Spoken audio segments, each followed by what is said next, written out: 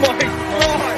The goal to go from the two. Toss sweep one for James White. Puts it up to the runner. Puts it upfield. Driving forward. Diving to the goal line. A touchdown. And a title for the Patriots. I can't believe it. Play clock at 5. Pass is intercepted at the goal line by Malcolm Butler. 45 remaining. Tatum drives down and throws it down. Bases loaded. 2 out. Hard hitting to right. Back at the wall. Tie game. Big Poppy. No icing. For the first time in 39 years, the Boston Bruins have won the Stanley Cup. Anything's possible!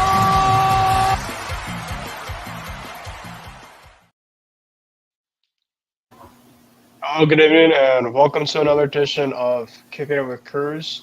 Hopefully you guys had a good Thanksgiving, good, decently long weekend. I was fairly busy myself, working Black Friday for once, fairly busy, and then Saturday working as well. That was very busy.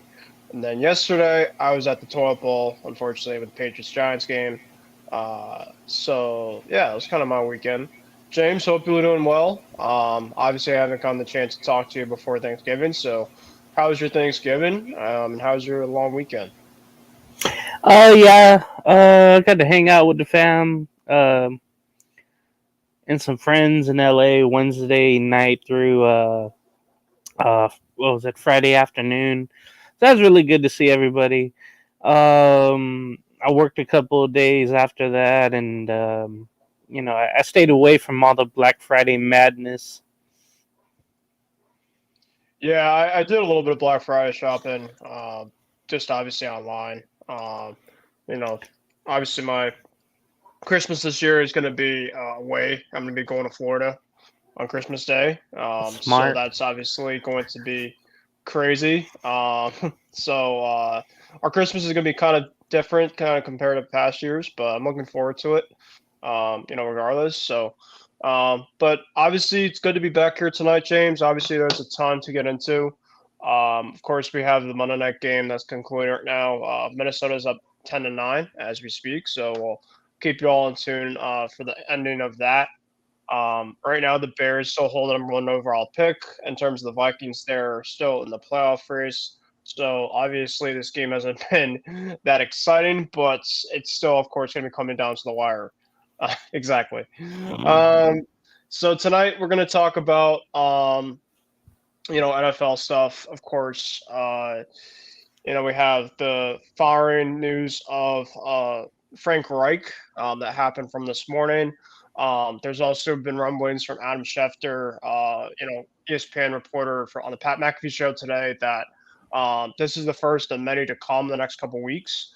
And I have seen there's some coaches out there that look to be on the hot seat pretty soon.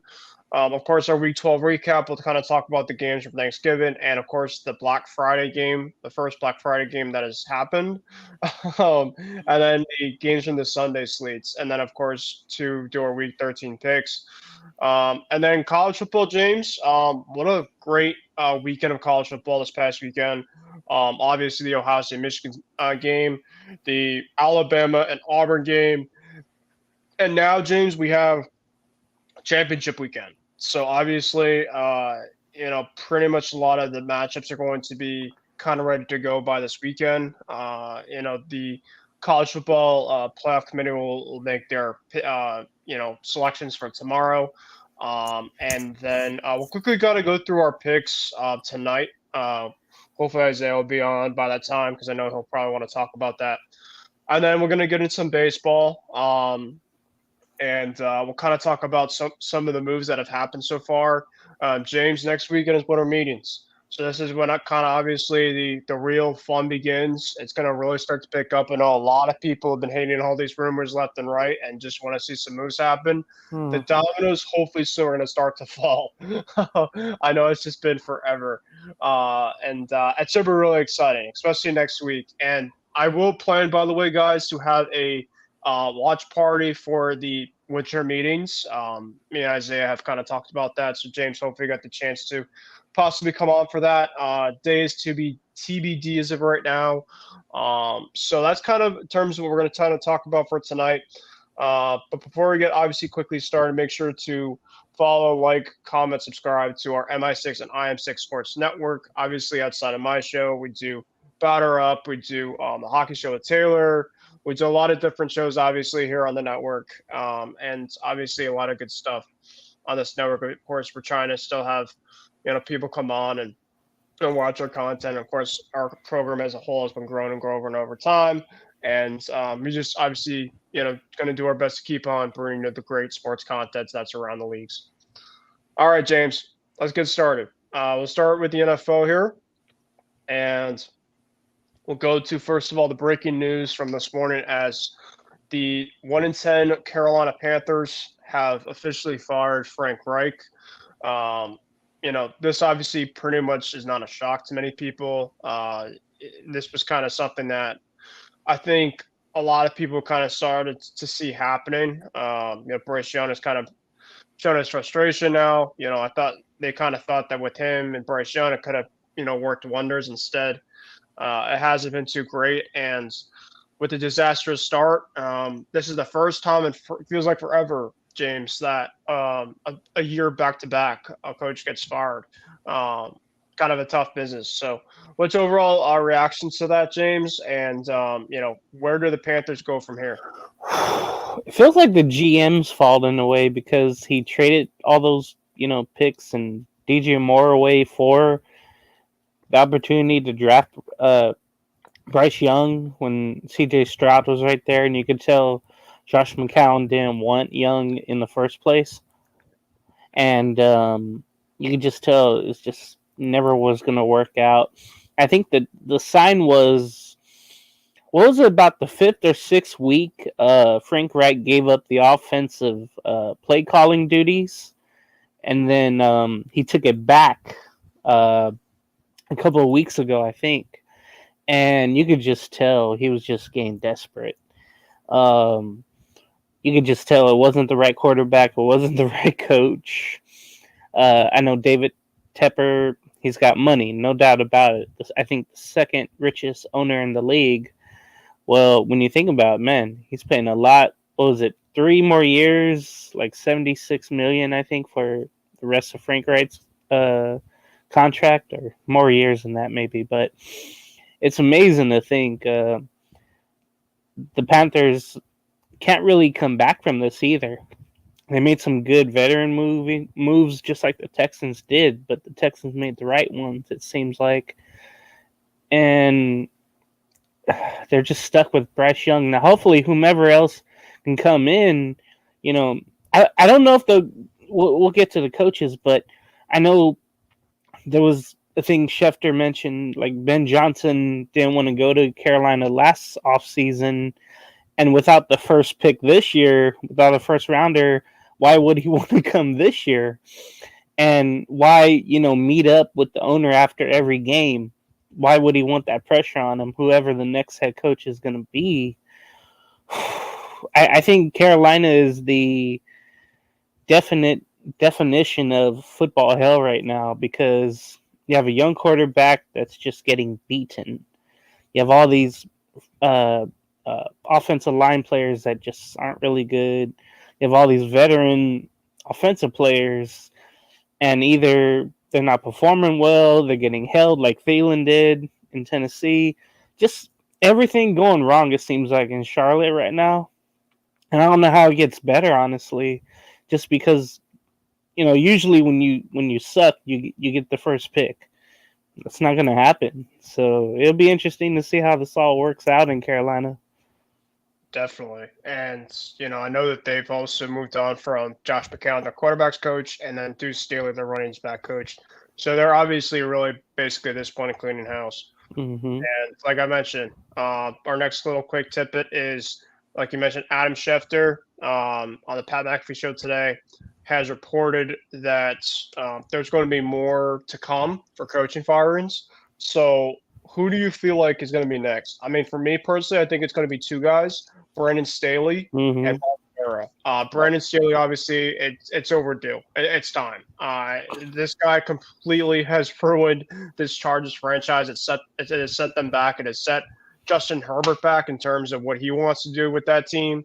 And Tom's just had to go. I mean, he's clapped back last couple weeks at the media, and that Chargers team just absolute disgrace right now. And it's really very much they have the same amount of wins as the Giants as of right now, which is crazy. And the other guy right now is Ron Rivera. With the Commanders, just not working out right now for them, and they could probably start kind of take a look at some younger options too. So, who do you think as well maybe could be potentially on the move, or do you kind of agree with kind of the first two that I mentioned? Yeah, those two right away.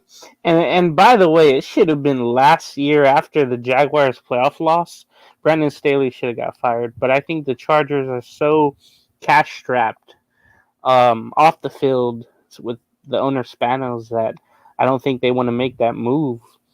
But I think you would have seen if it was a desperation move like the Raiders did, they would have done it 5 weeks ago at least. I mean, they're wasting Justin Herbert. What is it with Southern California teams wasting great talent? Mike Trout, Shohei Ohtani, and the Angels and the Clippers with all that talent they either traded for or signed for. Nothing. It's just amazing to think how Justin Herbert, even with Kellen Moore being brought in, and he's still putting up really good numbers, better than last year, because last year and a few years before that, Joe Lombardi was there, and just seemed like Herbert was just being told to throw checkdowns. Like every big play was just a check down. Now he's going deep.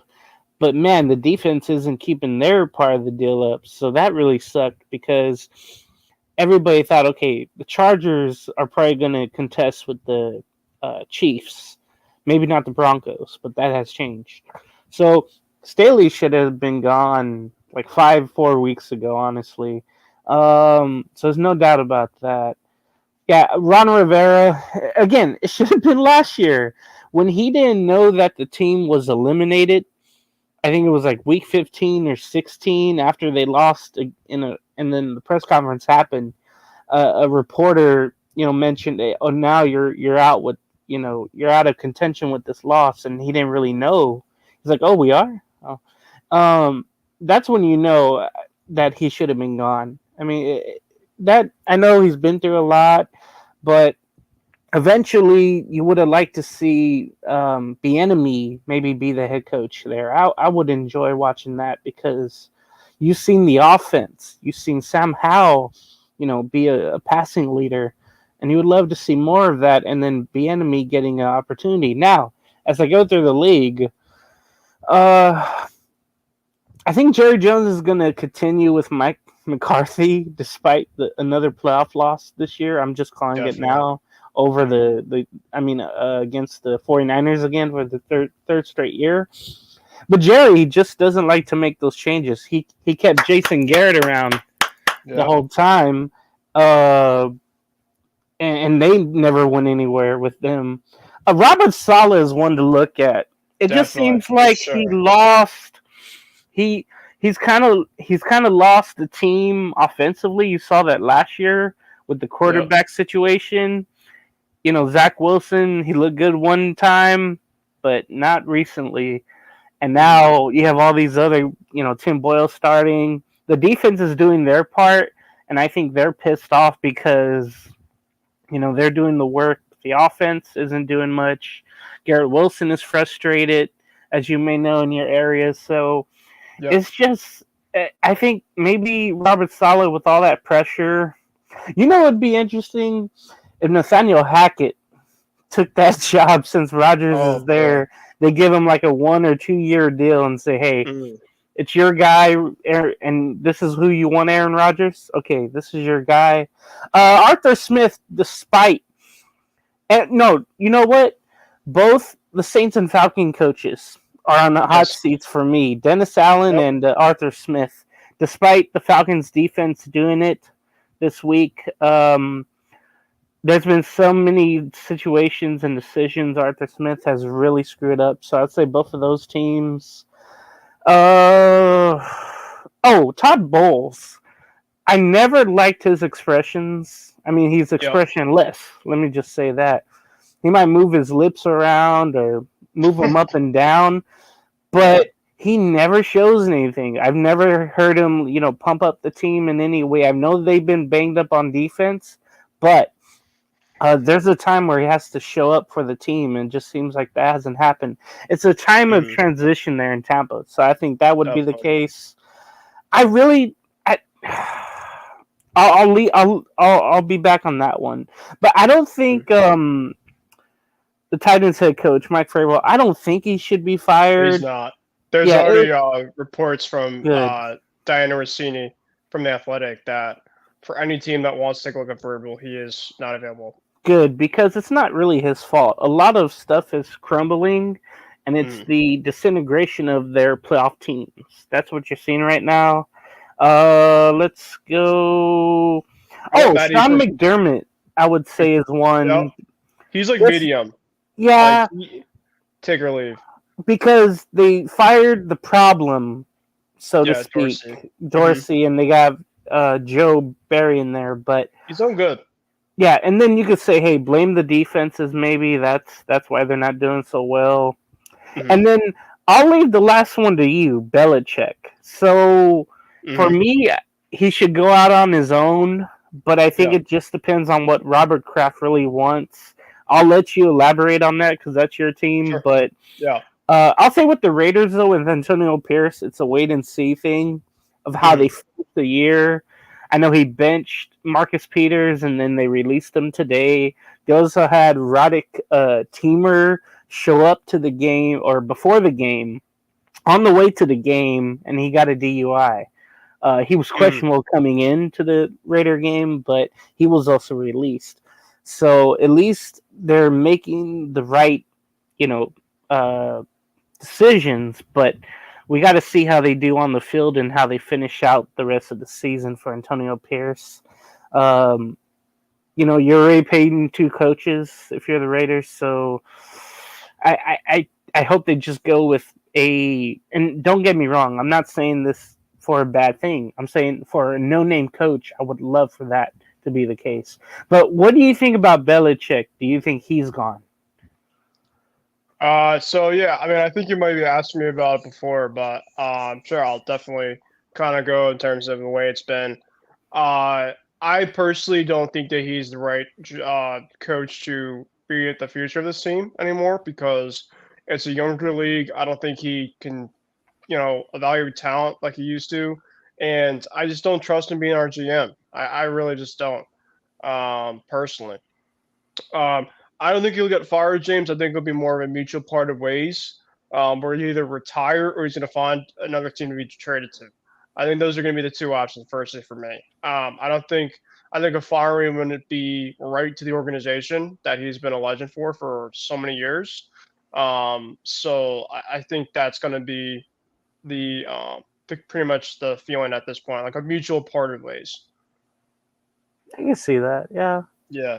So yeah, quickly for me, I mean, you had to look a lot of a lot of the ones that you mentioned. Arthur Smith, Brian Dable, for the Giants. I think possibly. I don't think it would be. I don't think he's going to have it happen. I think Joe Shane really likes him. Yeah. Todd Bowles, I agree with you. I never kind of believed Todd Bowles being a head coach. I think he's more defensive minded out of anything. Same with Dennis Allen. Sean McDermott, I think, is going to be probably sticking around there. I think it's more defensively than anything for them. Robert Saleh, I think that's very up in the air. Brandon Staley, definitely. Ron Rivera, definitely. And the last one is Matt Eberflus with the Bears. I think that he definitely has to go Yeah, up I there. forgot all about him because I'm watching them right now. Duh. Yeah. But that team has been an absolute. I mean, they're obviously going to be the number one overall pick, and I think they probably want to go somewhere younger. For the next guy that they either draft, whether it's Harrison, whether it's Drake May, whether it's Caleb. But yeah, they have to. Eberflus is more defensively minded other than anything. Mm-hmm. I don't think that he is the right guy for that job too. So, obviously we'll kind of talk more about it, but of course now like the first domino to kind of fall, after kind of McDaniels kind of happened within the last couple of weeks. Today was Frank Reich, and I know obviously with the season kind of dwindling and it's coming closer to the end now, James. Crazy to think. We'll probably starting to see more coaches become on the hot seat, if teams are kind of really out of it at this point. All right, so a quick overall, for week 11, kind of actually, yeah, no, week 12 actually, crazy. Mhm. Our final scores, of course, we haven't gone through the end of this Monday night game, but right now it's 53 seconds. The Bears are down 10-9, but it looks like they have a chance to, potentially win this game. We'll have to kind of take a look. We'll keep you guys updated on that. But of course, we'll go to the Thanksgiving game specifically here. The Green Bay Packers, with a massive win going to Detroit. They defeated the Lions 29-22. The Cowboys absolutely demolished the Commanders 45-10. And then the nightcap for Thanksgiving, the 49ers defeated the Seahawks 31-13. And then the Black Friday game was an absolute mess. The Miami Dolphins defeated the Tim Boyle started Jets 34-13. The Sunday slate finals. All right. So the Jaguars, James, they came up with a massive win in Houston. They defeated the Texans 24-21. Really good win for the Jags there. Trevor Lawrence had a big game in this one with 2 touchdowns. No, actually a touchdown and a pick, but Calvin really had a touchdown. CJ Stroud continued to have a good performance. 2 touchdowns, 307 in the loss. So those 2 teams, of course, are now going to be in the playoff race. The Colts defeated the Buccaneers 27-20. The Titans defeated the Panthers 17-10. The Steelers defeated the Bengals 16-10. Of course, the first game without Joe Burrow. The Falcons defeated the Saints 24-15. The Giants defeated the Patriots in a very, very ugly game, 10-7. And then we go to the 4 o'clock slates. The Broncos continue their winning ways. Who would have thought, James, after them giving up 70 points around the season, being 1-5, they're now over 500. They're absolutely riding right now. Gotta give them props. They defeated the Browns 29-12. And so right now the kick is up and good for the Bears as they are now up 12-10 with 10 seconds left. Quickly on that. So, of course, draft people out there, keep an eye on that for sure, including myself, because that's pretty much all I can care about at this point. And then the game of the weekend, James. How about the Bills and Eagles game? It was a wet one, but man, I went back and forth. Jake Elliott kicked a 59-yard field goal in the wind, like one of the most insane kicks I've ever seen, James. I mean, that's something that you just can't. I mean, you just have to feel like it's something going on with the Eagles this year. I mean, they're just finding ways to win, even in ways the back-to-back games, double-digit leads, and Jalen Hurts is just stone cold. I mean, he's obviously killing it. The Bills, of course, Josh Allen played great in this game.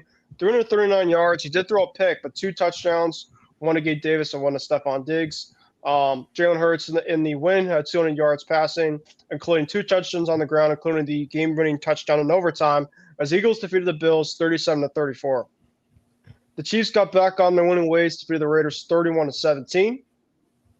The Ravens defeated the Chargers in Sunday Night Football 20-10. And I will finish up with the Monday night game as there is 10 seconds left here. So here we go. 7, 6, 5. So there's 5 seconds left here, James. Of course, miracles have happened. Remember, there was the Minneapolis miracle. There's the Miami miracle with 5 seconds left. But unless something miraculous happens, the Bears are going to go to 4-8 on the season, and the Vikings are going to drop to 6-6. They'll still be in the playoff race despite this loss, but Joshua Dobbs, 4 interceptions. I mean, he obviously is kind of trying to fill in for Kirk Cousins, and he's done a fairly good job till this point, but, against a team like Chicago, who's obviously hasn't been playing well all year. Good defense, though. Kind of came out of shock, but the Bears, of course, have been playing really well defensively in this one, so I kind of give them props and credit. That Dobbs magic is starting to kind of wear off. So here we go. Lateral. All right.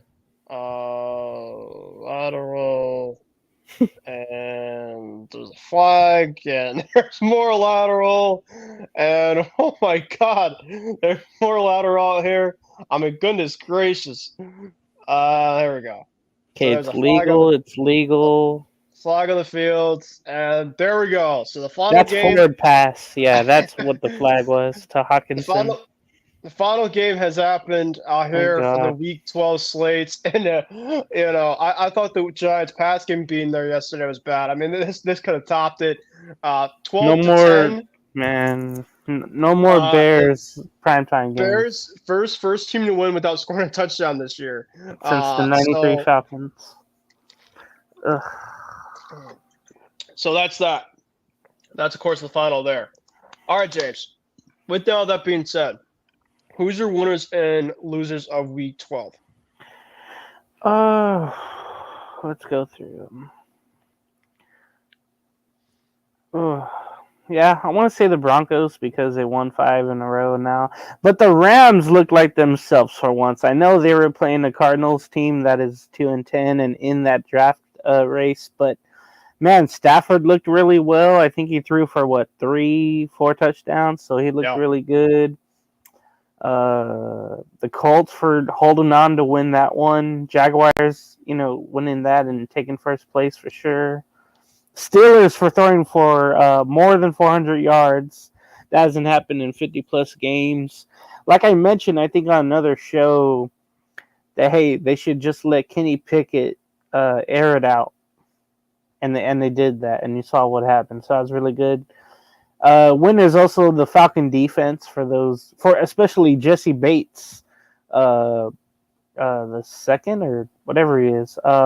He went 93 yards on that interception. That was awesome to see. And then to the Packers and Jordan Love, who's been really good as of late against the Chargers and now against the Lions. He's looking better. And again, it's a evaluation year, and he's been really up and down this year. Really, when you really think about it. Losers, I'll definitely have to say the Lions and Jared Goff. He looked off. He was just getting pressured a lot. Turnovers, that looked really bad. The demise of the Seahawks continues. I know they were playing the 49ers, but they just looked really bad and out of it. Plus, they were wearing those teal jerseys that look awful. Then the Jets, man, that Black Friday game, you could just tell whatever air they had in that balloon is just gone. The Saints and Derek Carr looked really awful. I don't want to say anything about the Patriots because it just felt like, that was going to happen. I mean, their defense showed up like the last 2 games. Last 3 games, yeah. Last 3 games, and I don't think we're trying to win at this point. No, and you shouldn't. You shouldn't mess up that tank. Yeah.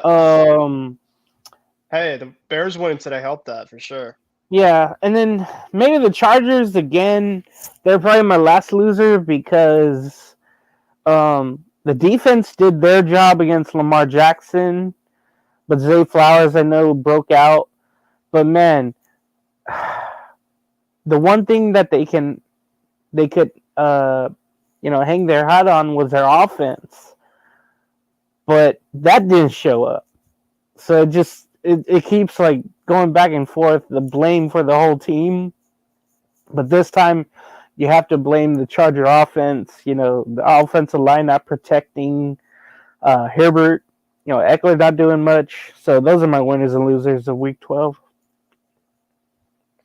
All right, so for me, I'm going to go with the Eagles as one of my winners. Of course, they're just finding ways to win, but in a game like this, I went back and forth, double-digit deficits again. This team is pretty much just giving me, a Chiefs kind of feel from the NFC. Kind of early Chiefs, vibes in a way. Sirianni's done a really good job with them, Jalen Hurts, and, Jalen Hurts, I think, James, I don't know if you agree with me or not, but he definitely should get MVP considerations for sure at this point. I think I think he's just doing enough. And I know people thought that Jalen Hurts and the Eagles were going to kind of fall down here, and as Isaiah, we welcome you here onto the program. But yeah, just I think the Eagles are one of my winners. I mean, hell, what a game on that one, and I was actually watching that game in the car on the ride back from the Giants pass game, and man, that was awesome. Awesome game there. My other winner, Isaiah, and James, and I think Isaiah is going to like this one, is the Denver Broncos. The Broncos are continuously, showing signs of life, and their defense is really starting to turn things around. I mean, ever since that 70-point game that they gave up all those points from the Miami Dolphins, their defense has really, picked things up for sure. I'm looking at it right now. They gave up 28 points to the Bears, but then after that, 21.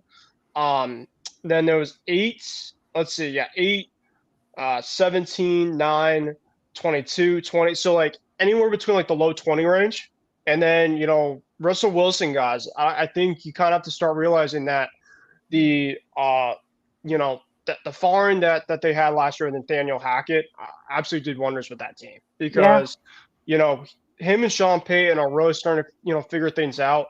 I mean, Russell Wilson's not throwing for crazy yards, but he doesn't have to, because especially if their defense is playing well, they're giving themselves a chance now to win these games as of late, and that's been awesome to see for them. So that's my second winner, and then my other winner is the Jacksonville Jaguars. Going to Houston. Houston's been a tough place as of late, and C.J. Stroud's been playing good ball.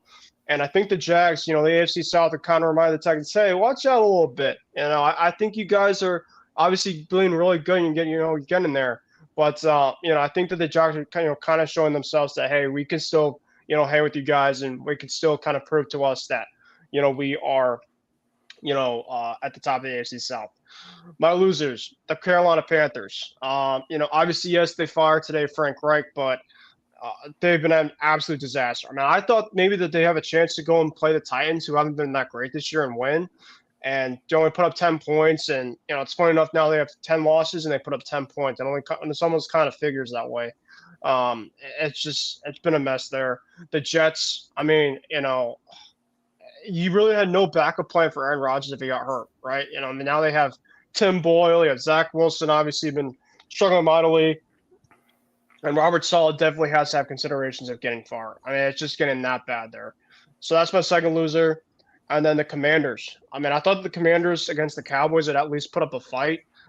You gave you 35 points to Dallas. I mean, Dallas obviously is playing good offense. But, I mean, come on now. I mean, it's just that's been awful. And Ron Rivera, Isaiah, James and I kind of talked about already the Frank Reich fire. Now, obviously, you can kind of get your overall reactions in a bit. And, of course, Ron Rivera, an inevitable fire coming up soon. But that's my loser for Week 12. So, Isaiah, welcome. Hopefully you had a good Thanksgiving, good long weekend. And obviously it's good to have you back on the program. I know it's kind of feels like it's been forever since I've done the program, but it's only been like last week. But the whole entire long weekend was kind of long in a way, which is kind of nice, kind of not in a way. But kind of back to reality now. And, yes, we have the holidays within a month, but obviously we have a ton of great sports coming up, especially with championship games and all that type of fun stuff. So obviously the content and the show rolls on. So how are you doing tonight? Ben, James, what's up, guys? Hope all of you guys had a wonderful Thanksgiving and a wonderful Thanksgiving weekend. I mean, I'm doing great. Got to watch my Niners whoop the Seahawks on Thanksgiving, which was fun, and eat turkey on the field, which is revenge for what they did to us back, I think, like 10 years ago when we hosted the Seahawks on Thanksgiving, Levi Stadium, and Richard Sherman and Russell Wilson were eating turkey on our logo at midfield on Thanksgiving. So I've been waiting years to burn that memory out of my mind, and we finally did it on Thursday. And then yesterday, I mean, I started the day, woke up early, watched the Patriots-Giants game. It was on Fox for me. Like, I don't know why it was on Fox, because we rarely here in the Bay Area get the Patriots games unless they're playing either in prime time or they're playing like, a really like a West Coast opponent. But for some reason I got that game, and I had to sit through watching a game that was no score go into the 2-minute warning, and a Try game that being only there. had like two TDs. Try being there. Yeah, that's why, man, I texted. I felt bad for you because but when I was watching it, I was like, dude, I'd rather watch SpongeBob than watch this crap on the football field. And like now, imagine being there and seeing punt after punt after punt, or turnover after turnover after turnover. Like I just could not imagine how it was at MetLife Stadium. But watch that game. Like I still can't believe your Patriots missed that field goal. I honestly cannot believe it. The Broncos game, I watched that one. Watched the Eagles Bills game. That was a great game. And then this morning, this morning saw the news. Frank Reich got fired. A little bit surprised by it, but you're right. A lot of stuff happened in sports this weekend. But there's something you guys didn't mention, and that was Jeff Passan put out an article today about Shohei Ohtani, We're saying talking that the football. Dodgers, the Rangers, and the Blue Jays are in the chase for Shohei Ohtani. And remember, Shohei Ohtani doesn't want his free agency stuff leaked out. But when you talk about the Dodgers and Rangers and Blue Jays being in the mix, I wonder why, if he's talking about those teams being in the mix, then why don't you put the other teams in the mix? Because we know the Giants are going to be in the mix. We know the Cardinals or the Cubs are going to be in the mix. We know the other teams are going to be in the mix.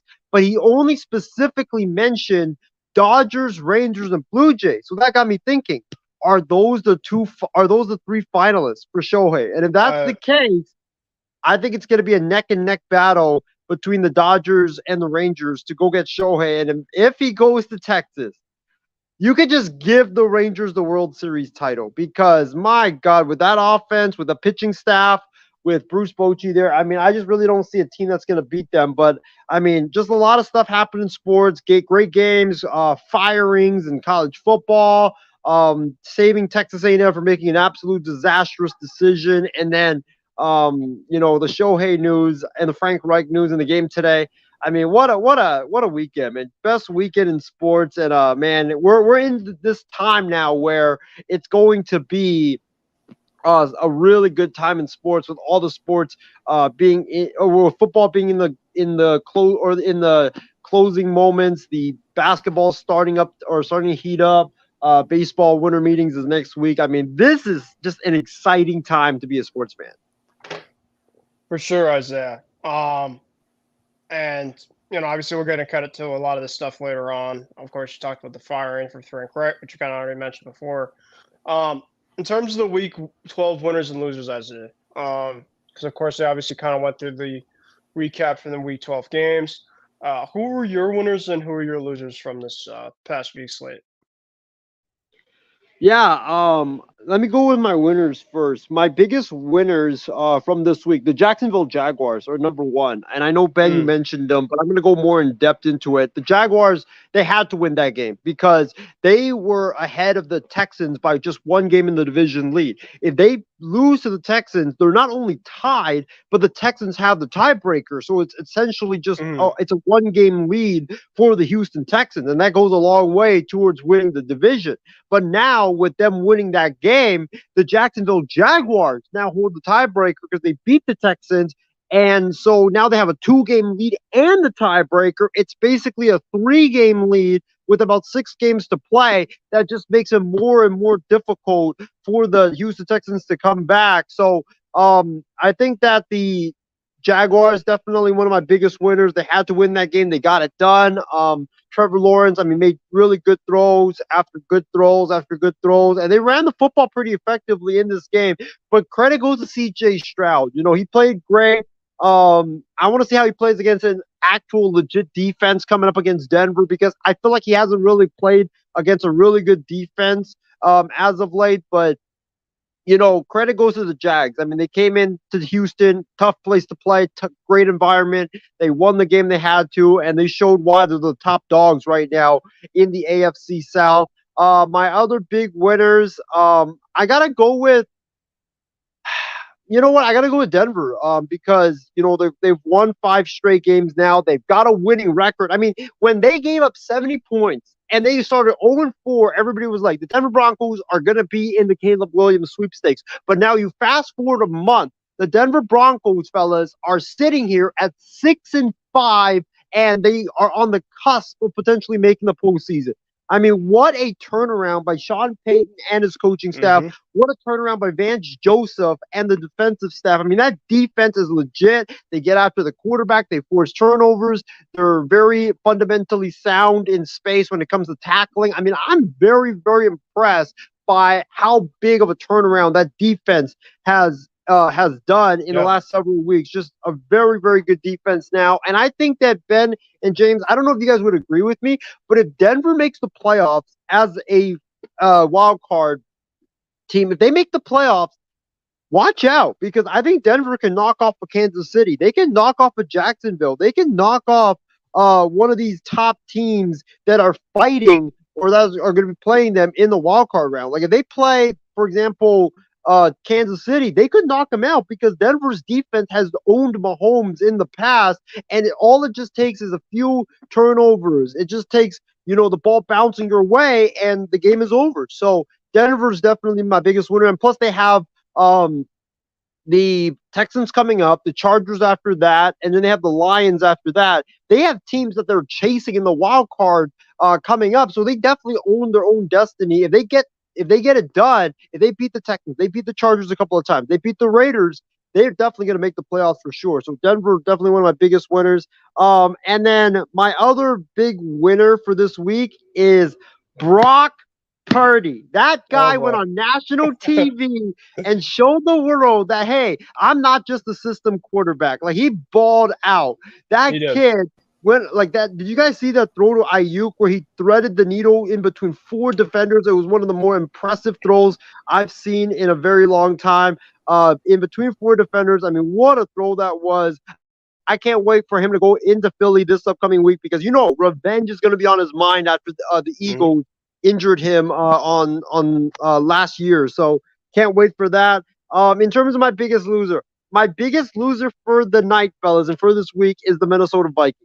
The Minnesota Vikings got absolutely exposed as major frauds, and Josh Dobbs got exposed as a fraudulent quarterback. I mean, against the Bears, against the pathetic Bears defense, who's given up like massive yards, tons of points all season long. You throw 3 interceptions. You make that secondary look like the Legion of Boom with Richard Sherman and Earl Thomas and Cam Chancellor. Like, I was not expecting what I saw from the Bears tonight. Like, what a disgrace by Josh Dobbs. What just a terrible performance. It shows that you can't bring him back. And also, Minnesota, this was a bad loss for them because now they're the 7th seed. But with their loss tonight, now they're going to drop to 9th or 10th in the loaded NFC, and this is going to be a hard loss for them to recover from. And I think the Bears might have just ended the Minnesota Vikings season with this win tonight. The other winners, James, I got to say it, your Raiders. Antonio Pierce, I think, lost his interim head coaching job, or he lost his shot at a head coaching job on Sunday. Winner. You mean loser? He's a loser. Yeah, he's a loser because, like, you played the Jets and the Giants, and everybody was, oh, Antonio Pierce, he's going to be the guy. Now you play against the real teams, the teams that don't look like they'll get beaten up by kindergartners on a football field. You look at the Dolphins. They beat the Raiders. The Chiefs, they smashed the Raiders.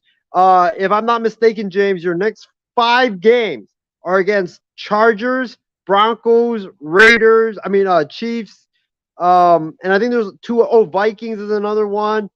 And there's another team that's like really good. That's in the playoff. Have their schedule. I have their schedule right here. So they're on a bye. Then they got the Vikings, the Chargers, the Chiefs, the Colts, and then the Broncos. Yeah, that's a loaded schedule. So, if I think Antonio Pierce and the Raiders could honestly go 1-5 in that stretch, and if he goes 1-5, you will be sitting here with a head coaching record of 3-7. I think 3-7. That's not good. and that's going to force Mark Davis to go out and get a big name, whether it's Jim Harbaugh or someone else. He's going to force Don't Mark need Davis that. to go get a big name. Maybe John Gruden, James. Maybe. Shut the hell no. Hey, he might come back. Who knows? And then my last loser. I don't want to beat a dead horse so many times, but definitely the Patriots. I mean, this Carolina was won. sadly, Ben. This was I feel like your last chance at a win this season because with your schedule coming up, I mean, Chargers, Steelers, Chiefs, Broncos, Bills, like, dude, that is a gauntlet. And like New England couldn't even put up more than 7 points against the freaking Giants. How are they going to match up against the Chargers, the Broncos, the Bills, the Chiefs? Like, the Patriots, I think, are firmly in the mix now for the number 1 pick in the draft. And Bill That's what we're trying to Belichick, do, Isaiah. We're yeah, not trying to win games at this point. I'm sorry to yeah. tell you. I mean, It's a mess. that's probably what it is because I still can't believe Ryland missed that field goal. How do you miss a 35-yard field goal? Like, that's an extra point. And it wasn't even close. Like, it didn't hit the upright or anything. Like, it was wide left. It makes no sense. So, Bill Belichick, there's going to be a lot of questions. And I think I texted the group this yesterday. Robert Kraft was already extremely pissed off. They went 8-9. And he demanded changes from Belichick last offseason. Now, imagine how he's going to feel when you're 2-15. Yeah, it's going to be crazy in terms of what's going to happen, but we'll have to talk more about that another time for sure. All right, let's go to week 13, guys. Let's go to our picks. Let's go first to the Thursday night game, which I think could be fairly decent. Seattle and Dallas. 6-5 is Seattle. They're, of course, coming off of a decent, tough loss to San Fran. Dallas, of course, coming off of the win against Washington. Dak Prescott's obviously playing pretty good football, despite he's played against some pretty lousy opponents, and that's kind of been Dak's resume, where he's obviously really flawed up against really good opponents in terms of his play, and then against really bad opponents, he shows up. So you just kind of don't know what Dak are getting. They're 9.5-point favorite right now. Thursday night, short week. I don't know how Geno Smith's going to be in terms of his overall play. Looked like he was kind of struggling last game.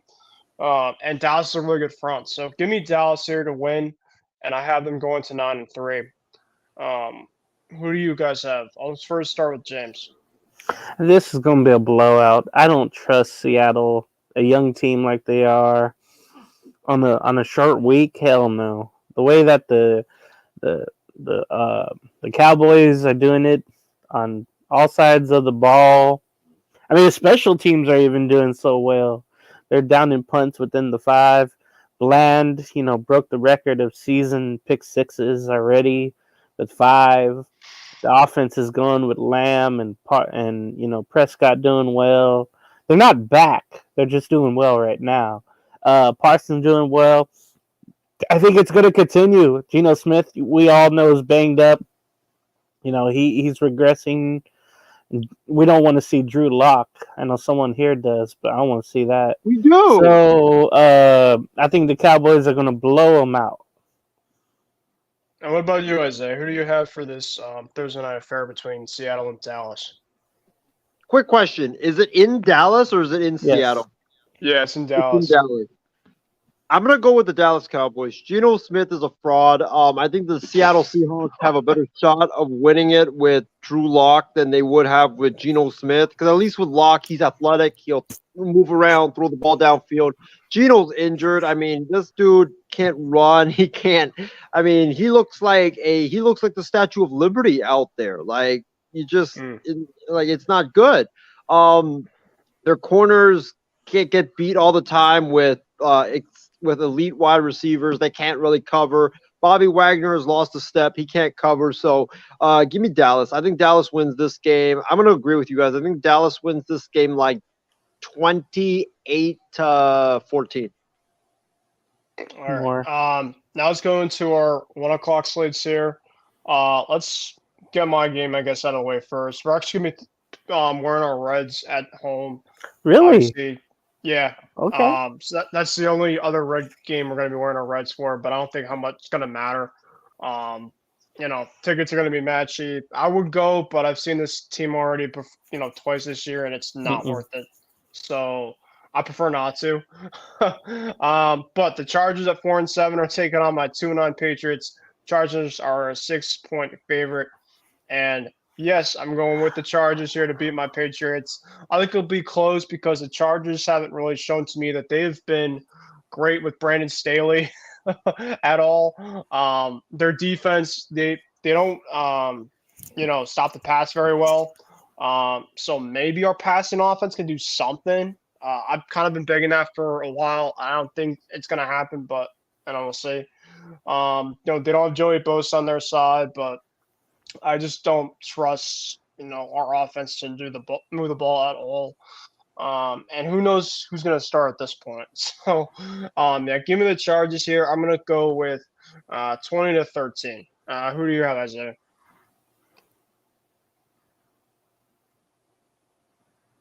Sorry, I think I was muted for a little bit.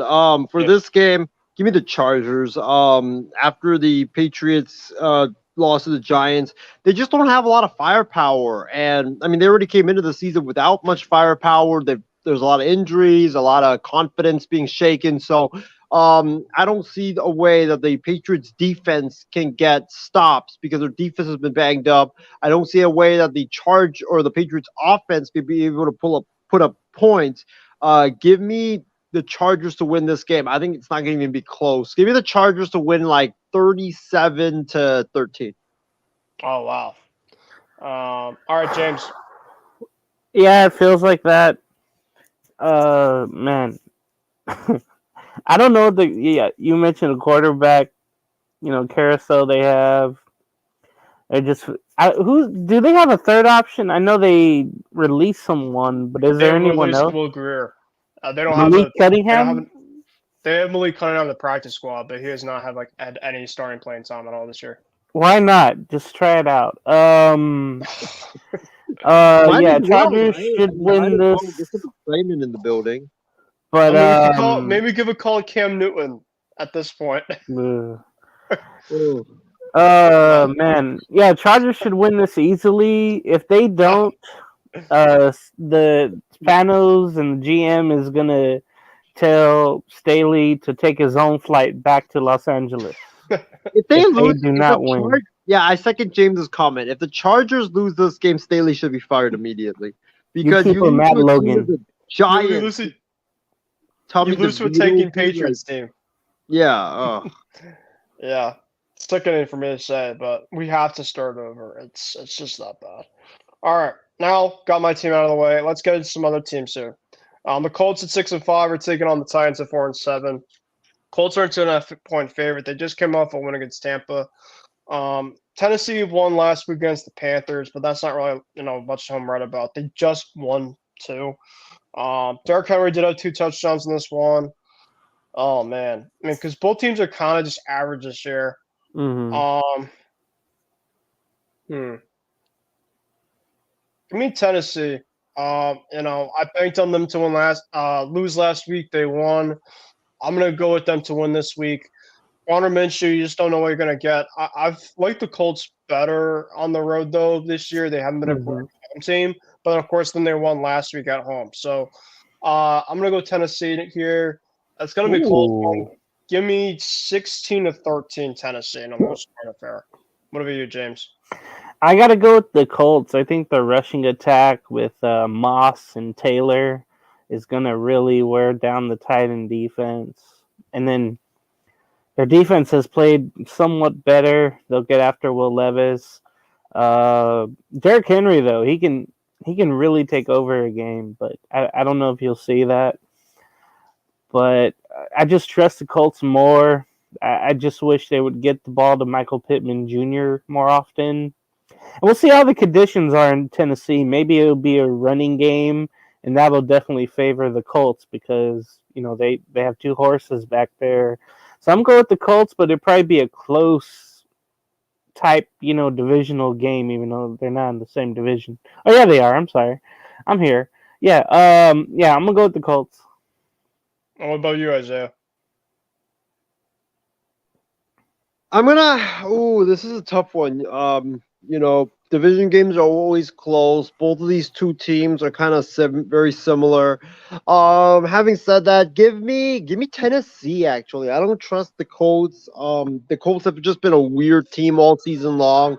I think that the Titans offense will be able to, I feel like, move the football down the field against this Colts defense, who up the middle, they're very solid. But in terms of, the passing attack, I trust Will Levis. I think he'll be able to bounce back, and I think he'll be able to do something good in this game. And then for the Colts, I just don't believe in Gardner Minshew. I mean, he's had some really good games and then some really bad games, so you really don't know who you're gonna get from Gardner Minshew. So, having said that, give me the Titans to win this game. I think it's gonna be a close game, but give me Tennessee to win this game like 24-20. All right, we have the 8-3 Lions going to the Caesars Dome to take on the Saints at 5-6. The Lions are a 4-point favorite. I do expect the Lions to bounce back here after kind of a little disappointing of a loss last week. So I have them winning here. Give me Detroit here, 24-17. What about you, James? Yeah, the same thing. It's going to be a thing where it's like, hey, how will Derek Carr lose the game for the Saints this time? And it just feels like that way. Taysom Hill can only do so much. But man, it just feels like there's so many problems with the Saints right now. They can't, Olave's doing okay, but I think he'll be out for this game. So the Lions, I know, should be playing pissed off because of the way that they lost on Thanksgiving. I know there's more doubt on them. So I think Dan Campbell will probably give a good speech throughout the week, like, hey, everybody's downing you because you sucked. And everybody got to see that. Now it's your time to show that you can be great again and you can do well. So I think the Lions will bounce back. I'm really hoping to see that. And yeah, I'm gonna take the Lions. And what about you, Isaiah? Who do you have in this one? This is a very interesting game because the Saints are kind of that team where nobody knows what to expect because one day they play really great. They look like one of the best teams in the NFC. Then the next day they just crap the bed and play awful football. Remember, this is Dan Campbell's return to New Orleans to play against his former team, so that's a storyline to watch for. Having said that, I think it's going to be a close game. I think the Lions win at the buzzer on a game-winning field goal. Both of these two teams like to run the football, very physical. Don't really put their quarterbacks or put a lot on their quarterbacks' plates to do a whole lot. So give me Detroit to win it, but it's going to be a walk-off field goal at the end. All right, this is going to be kind of a 1 o'clock shit show. You got the 5-6 Falcons with either Heineke or Ritter going to take on the Jets with Tim Boyle. So you could definitely, if you're one of those teams, probably could spend your Sunday doing something else. I don't know, man. I mean, the Jets obviously have a better defense, but give me the Jets here. The Falcons really, I'm not a big believer in the Falcons. Obviously, Robert Saleh hasn't been great this year with that Jets team. But, the Falcons are a 2.5-point favorite. They had a big one against the Saints last week in kind of a very up and down division. But I think that the Jets actually find a way to win, and it's because of their ground game and their defense. Go ahead, Isaiah. Who do you have?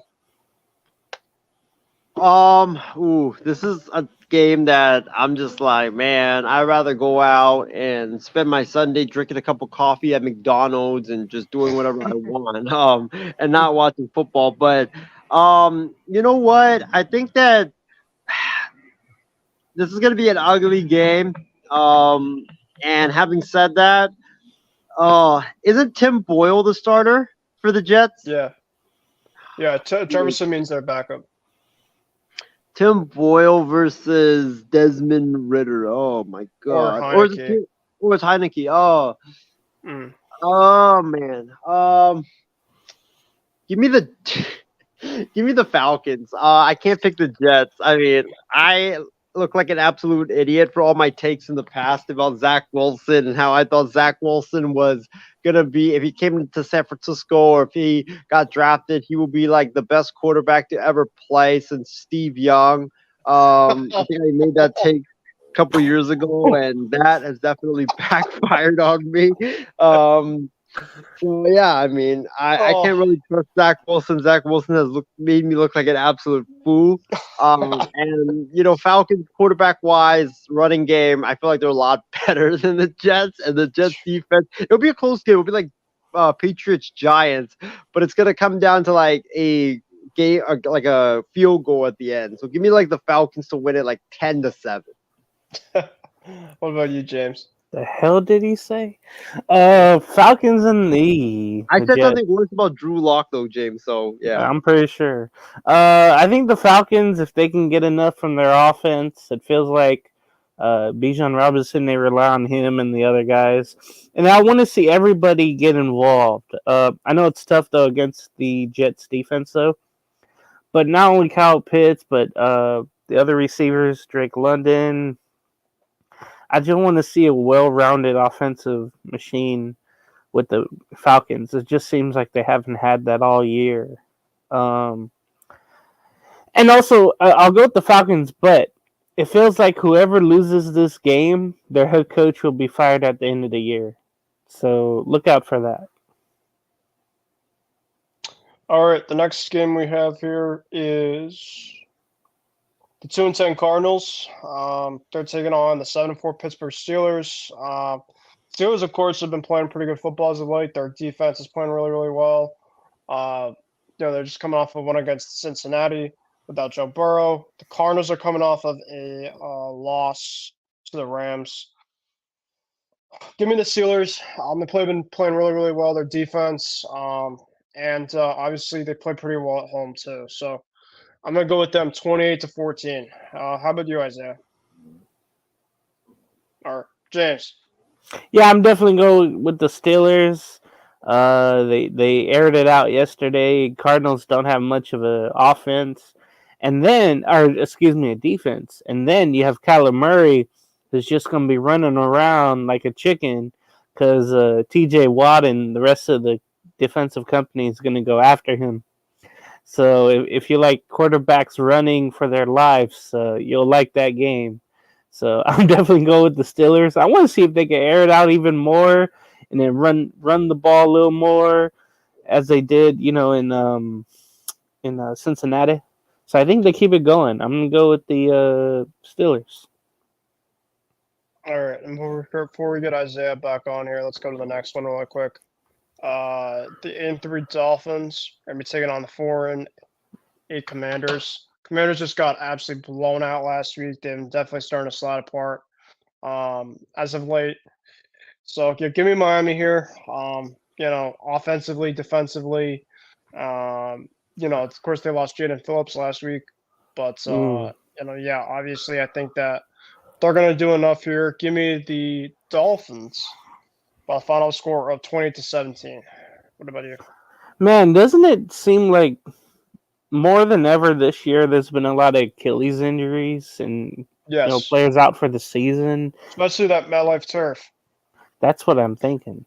Yeah, I know on Morning Tailgate on CTC we were talking about, hey, how can you stop this? Just have all grass fields. But that's unfortunate too because Miami's defense is really good. They were continuing to do what they're going to do. And they're going to show it, though, against Washington. It might be a little close game. It might be a little shootout, but I think eventually Tua and everybody gets it done.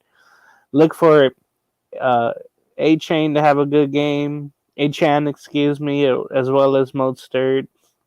And then, they'll mix it up with a good pass. Waddle hasn't done much this year, but maybe this will be a game he breaks out. So I'm definitely going to go with the Dolphins at least by 10. All right, Isaiah. So I just need to get your picks for Cardinals Steelers and then Dolphins Commanders. Ooh, Cardinals Steelers rematch of the 2009 Super Bowl, I believe. Sounds Love that Super Bowl. Yeah, but with obviously with different cast of characters.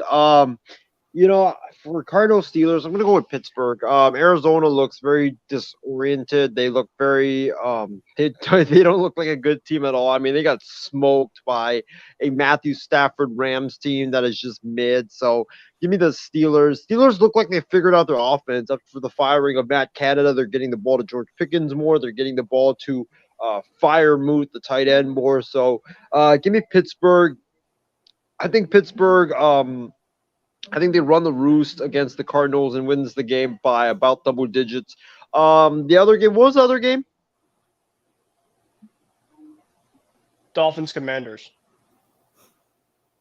Oh, I mean, good lord, this 10 a.m. slate or 1 p.m. slate is just not that good. I might sleep in for these games. Well, you might want to rethink that after the game at 1 o'clock. I'm going to mention. So That's true.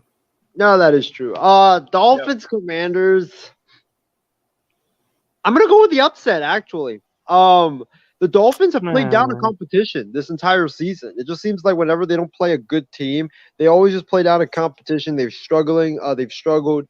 And then the Commanders, whenever I don't know, it just seems like they're kind of a weird team where, like, whenever they play a great team, they always just get up for that game. And they know that Ron Rivera's on the hot seat and he might be fired after this game. And, when a team fires their coach or they fire their coordinator, it just seems like that team just wakes up and plays really well for one game before they come back down to earth. So, having said that, give me the Commanders. I think they win this game. It's going to be I would probably say 37 to 31. It's going to be like a shootout. I think both offenses are going to put up. Yeah, because I don't trust the Dolphins' defense. I really don't. I think their defense is mid. They're not bad, but Sam Howell has looked pretty good under Eric Bieniemy. And remember, Eric Bieniemy, he's from the Chiefs. The Chiefs have run roughshod over the Dolphins in the past, so he knows how to scheme stuff up to beat the Miami Dolphins defense. And plus, he has experience going up against Vic Fangio with Fangio's time with the Denver Broncos. So give me the Commanders in an upset, 37-31.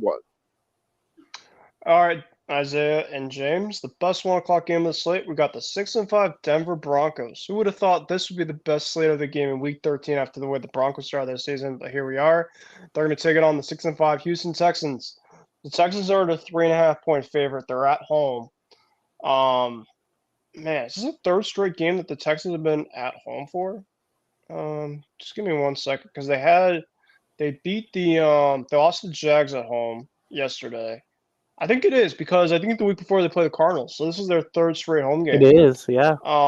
So a little bit of home cooking here for the Texans, who, of course, have been a very fun story this year. Man, because Denver, of course, their defense has played a lot better as of late. This could really go either way. I mean, this feels like a game that could definitely go either way. Give me Houston. They're at home there. I think that they bounce back after a really tough loss against the Jacksonville Jaguars. And I think that Russ might have to air it out a little bit more than he has been to win this game. And Houston, of course, they also got a playmaker that could pay dividends. That's Derek Barnett from Philly. They claimed him today. And I know, he might not be the same guy he once was, but maybe that can add some pass rush for that Texans defense. But yeah, give me Houston here. Like I mentioned, this can go either way. I'd be kind of curious to see in terms of how both teams play. But Denver's just kind of due. They're just kind of due for just a very, I think they're playing, of course, a lot better than they have been. Tip my cap to Sean Payton and company. But I think that they're due, and I think that they come up short against the Miko Ryans Texans type team that's been playing pretty good football. So I have the Texans here. Give me them 24-21. Exactly these kind of the similar scores of the Jacksonville game against the Texans this past week. That was 26-23, kind of a very similar type of score there. I mean, coming down right to the end. So I'll go to you, Isaiah. Who do you have in this one?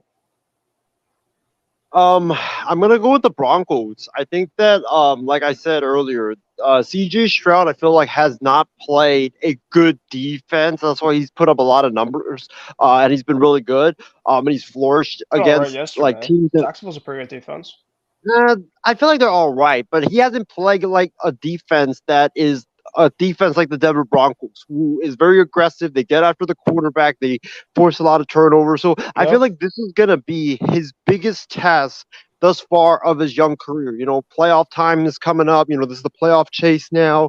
Now you're playing against a really good team, so this is going to be the biggest game of his career, and I would like to see how he does. But I think that this Denver Bronco defense, they're going to continue to do what they do best, and that is get after the quarterback, make the quarterback very uncomfortable, and then get turnovers. And I think CJ Stroud is going to throw a couple of interceptions, and I think we're going to see a fumble in this game. So you're going to have a total of 3 turnovers. Russell Wilson, he's going to be doing best right now, which is game manage and run the football with Javonte Williams. Remember, the Texans' run defense has not been good this entire season. Their No. pass defense has been good. Their run defense, however, has been their Achilles heel. So I think with Denver, who's very committed to running the football with Javonte Williams, they're going to run it down the Texans' throat. And with Sean Payton, with that veteran team, they've been through this before. They know that you have to. They know the urgency that you have to play with right now with the playoffs coming down to the wire. So give me the Broncos to win this game. I think that the defense continues to do their job and force a lot of turnovers. And Javonte Williams, I think he runs for over 130 yards and a couple of touchdowns. All right. And what about you, James? Can't who believe you have us- the tiebreaker. I can't believe I'm gonna say this, but I kind of agree with Isaiah. I think it'd be 2017 Denver. Okay. I just don't want to agree with him ever, but I could just see it happening. I would have changed my tune if Houston won against Jacksonville, but there was just little things I saw with CJ Stroud where the last couple of games, even though they look good, they held on to beat the Cardinals. He had interceptions, and then he had the turnovers, yesterday.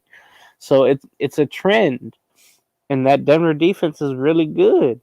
The last couple, it's funny though because they released Randy Gregory, they got rid of somebody else. Frank Clark, I think it was. Yeah, and he's not doing much right now. Anyway. Yeah, he's even scratched, I think, for Seattle, which is crazy. It's like they once they got rid of those, well-known players, they let the other guys go out there who didn't get an opportunity, and now they're going out there and doing well. And it's awesome to see, not for me, but it's awesome to see if you're a Bronco fan. I think they keep their winning streak going. I'm gonna go with the Broncos. They're just on a roll right now. All right, now we get into the 4:00 slates here. We get through kind of another snooze fest. The 1-10 Panthers go to hell no. Go to 4-7 Tampa Bay. So you got Bryce Young against Baker Mayfield. Frank Reich lists Carolina Panthers. Time will tell in terms of who replaces Frank Reich, but it really doesn't matter at this point. They're just trying to go on the tanking, run at this point. Tampa, of course, has been playing really, really tough the last couple weeks here.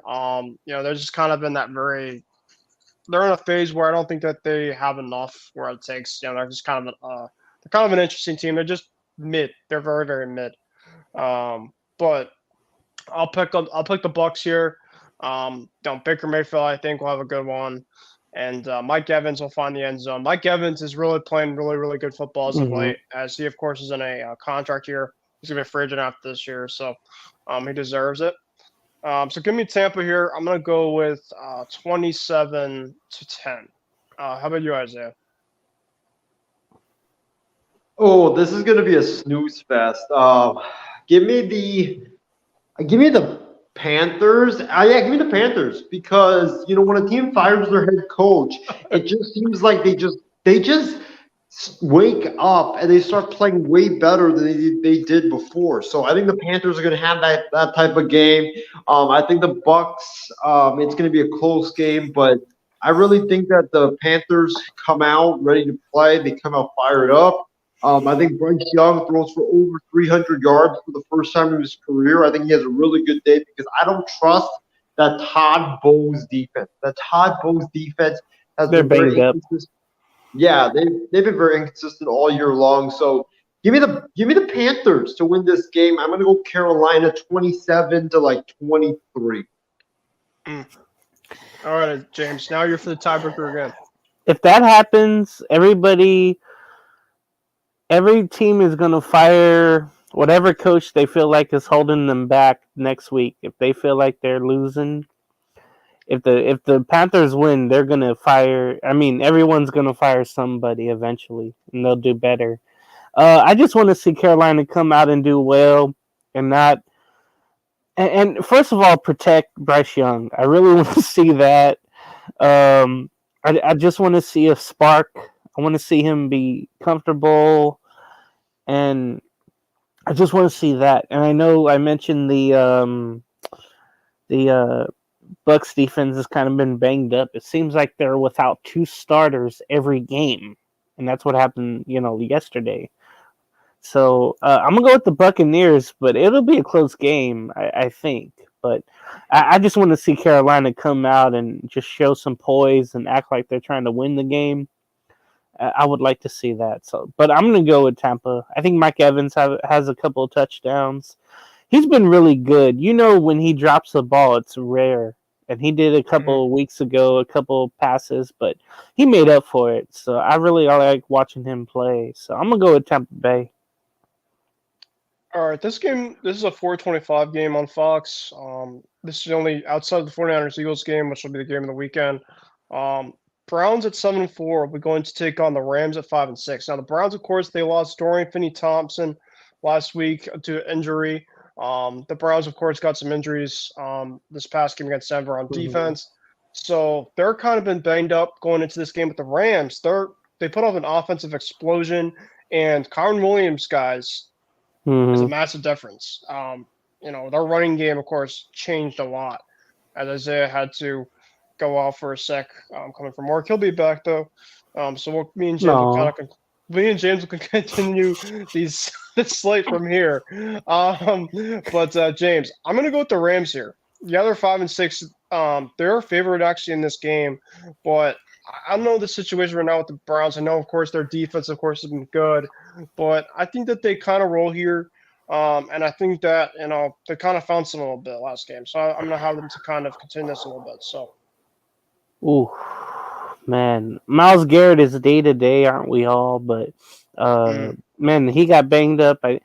Did someone else offensively, was it Amari Cooper got banged up in that game against Denver? I can't recall, but someone else did. So it was like 3 big injuries. And then, who is it, PJ? Denzel Ward. Oh, that's right. Yeah, Amari Cooper. It was rest he had a couple days ago. But, yeah, Thompson had a concussion. Garrett, of course, had rest. But, yeah, they're a little banged up right now. Yeah, that's going to hurt them. I'm going to go with the Rams. You can ram it all day. You can ram it all night. I think they found their way again. I think they'll win this game. I'll be amazed, though, to see how many Browns fans make the trip out, to get out of cold Cleveland to come out to SoFi.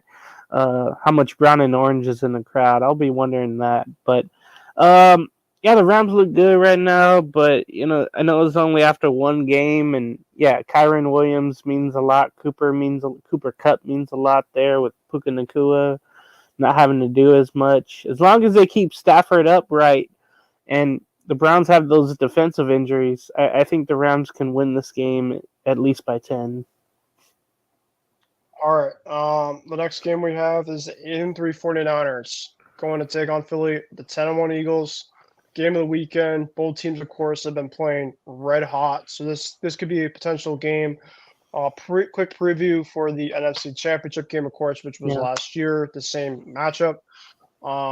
Man, the Eagles, of course, came off of 2 wins that have come off of double digits. I don't think you could do that against the 49ers defense. The Niners are 2.5-point favorites. 8-3 is the Niners. Philly plays really well at home, though. That's the only thing. They play really, really well in Philadelphia. If it was in San Fran, I was going to go with the Niners here. But Definitely. I'm going to go with Philly. I think that they continue with this, great run that they've had. They just have everything going for them. And I think that even if the Niners put up a great, perfect game even, some team is going to have to lose at the end. I think this is going to be a game-winning field goal here. I'm going to go 31-28 Philly. This is where I feel like, man, I wish I have to work on Sundays, especially in the afternoon and evening. It's like, man, I just want to call out sick, but I could always watch the highlights later and listen to the game. I was listening to the Eagles radio broadcast, against Miami, and I forget who. I know it's Mike Quick, but the main guy is Merle. What's his name? Merle Hodge. I think is the play-by-play guy. He's been there forever with Philadelphia. And the excitement he had about the games, but he did mention all the games this year for Philly. It's been, exciting wins, but just drama-filled. Every win, except who was it? They had one blowout, but all the rest of those 10 wins have been. I think it was, Vikings, I think it was a blowout. Yeah. But every other win, though, has been just crazy for him. And this game just feels like it's going to be a stalemate. Like, both offenses will do their thing, but then the defenses will come up big. And I know this is going to be talked about a lot, and it might be an easy way out. But remember in the offseason, one guy went from Philly to San Francisco, Hargrove? Mm-hmm. I think he's going to make a big difference. Lane Johnson, we'll have to see, will play. Remember, he woke up and his, I think it was his groin or something. He had an issue and he wasn't able to play on Sunday. We'll see how he fares out of this. I know Hufanga had a horrible injury a couple of weeks ago, and that hurt San Francisco. But I think Hargrove makes all the difference up front. I'm going to go with the Niners. I think it would be really close, like you mentioned. Yeah, I'm going to go with the 49ers. I think they escape out of there. Yeah, like you mentioned, a 3-point win. Maybe a 27-24. Okay. Yeah, it's going to be a higher scoring type of game, which should be really exciting. All right, this game, the Packers, of course, are coming off a massive win against the Lions. But they're taking on the Chiefs, of course. The Chiefs, of course, are they came off of a win against your team, James, in terms of the Raiders, put up 30-plus points. Green Bay, it's in Lambeau. It's Sunday Night Football. This could be a very fascinating game because I think that the Packers did a pretty good job against a really good Detroit offense last week. Jordan Love actually played pretty good football too. And that win that the Packers had. So this kind of has a trap game Chiefs feel to it, but with that being said, though, it's hard to not to take the Chiefs here. I think it's gonna be a really close game. I think it's gonna be like 27-17. I think it's gonna be probably like close at halftime. I just think that the Chiefs defense kind of, dials in the second half, and I think they'll put enough points to kind of pull it out at the end there. So I'm gonna go Chiefs. I agree with you. I definitely agree with you on that. Depending on if there's any weather involved, but man, the way that Pacheco runs very well and those gadget plays the Chiefs have, I think it's going to be too much. But man, you saw the way the Packer defense came up clutch against the Lions. You're just hoping for that type of effort, and then you're hoping Jordan Love can continue what he's done the last 2 games. But like you mentioned, I think the Chiefs will eventually overcome all that and win the game. Like you mentioned, it'll be close at the half, but they'll pull away in the third quarter and then just possess the ball in the fourth, and it'll be too late for Jordan Love and company. I'm going to go with the Chiefs. All right, this game felt like Monday Night Football. Burrow was healthy to be a great matchup. You would have Burrow against Lawrence, and the football gods, like they've done a lot this year, have ruined that matchup. They've given us Jake Browning and Trevor Lawrence instead. Ugh. So with that being said, I was gonna go potentially a coin flip with this one if Joe Burrow was, healthy and able to play. But I'm gonna go Jacksonville here. I just don't trust that Bengals offense with Jake Browning out there at all. Only put mustered 10 points against Pittsburgh this past game. I don't expect that he's going to be able to do enough there specifically. And you even have Jamar Chase, yesterday after the game in terms of how the rest of the season is going to go. He has no idea. So they're just kind of in a fog situation there. I'm going to go Jacksonville. They came up with a pretty good win against Houston. And, they haven't been playing great at home, but I think that they find a way to win this one on Monday Night Football next week.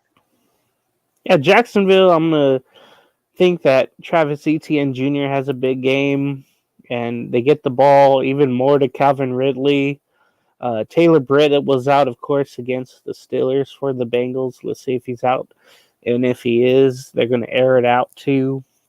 I expect the Jags to blow out the Burrowless Bengals on Monday night next week. And I just looked at it. The teams on the bye, the Ravens, the Bears, the Vikings, the Bills, the Giants. And hey, I can't win or lose next week because the Raiders are on a bye. So I guess I feel good about that. Yep. The buys for the teams. It's crazy enough that there's still kind of bye weeks for a lot of these teams at this point in the year. Yeah. But yes, like you mentioned, James, week 13 buys. We have Baltimore, Bills, Bears, Raiders, Vikings, and Giants. Those are our buys teams for this weekend. So it should be a really decent slate, of course. Looking forward to 49ers, Eagles, Chiefs, Packers, a couple other ones, and kind of go from there. So next thing we'll talk about is college football. We'll do a little really quick recap of that.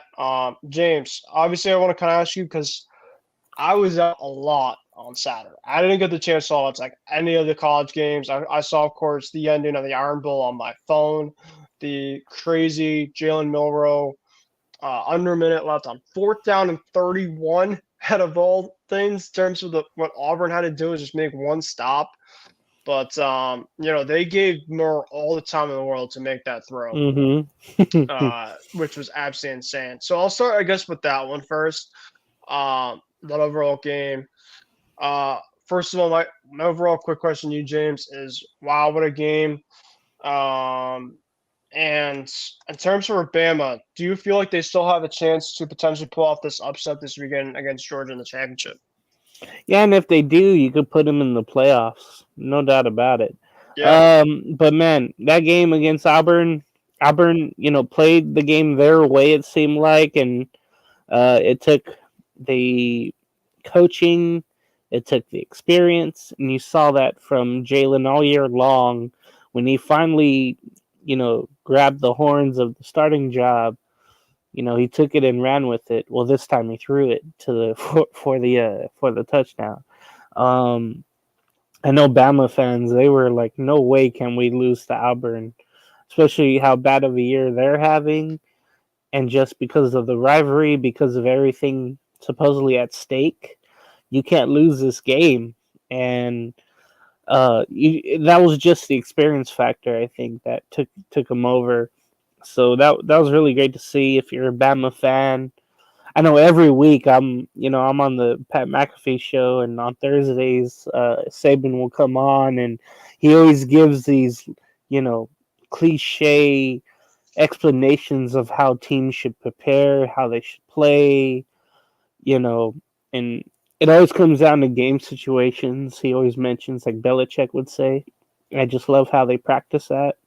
So, man, yeah, like I mentioned, though, Georgia, Bama should be amazing. We'll talk about that. But, I think if Bama wins, they should definitely get in just because, hey, they've hung on all year long. And, yeah, they should get in if they beat Georgia.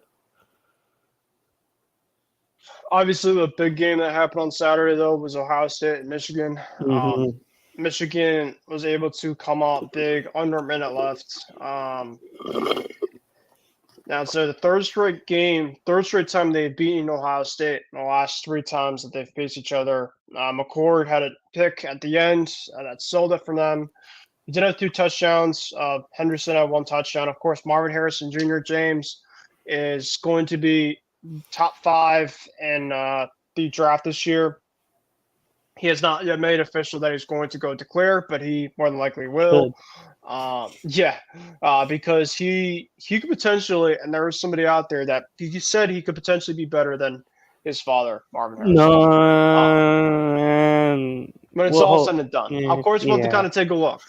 But, whoever said it, had very high praise about it. Of course, he's still a kid, so it's, we'll kind of take a look about that. But really quick thoughts about that game.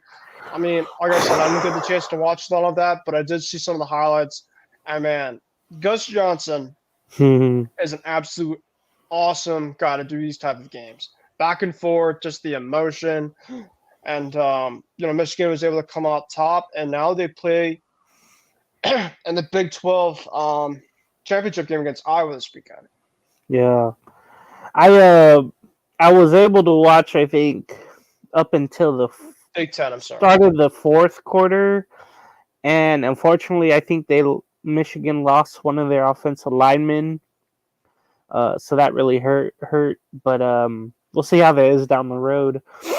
But they played the rest of the game for him. The running back got in on the play after. Her defense did enough to hold McCord off and Harrison Jr. off. So it was a real good back and forth game. That's what I really enjoyed about it.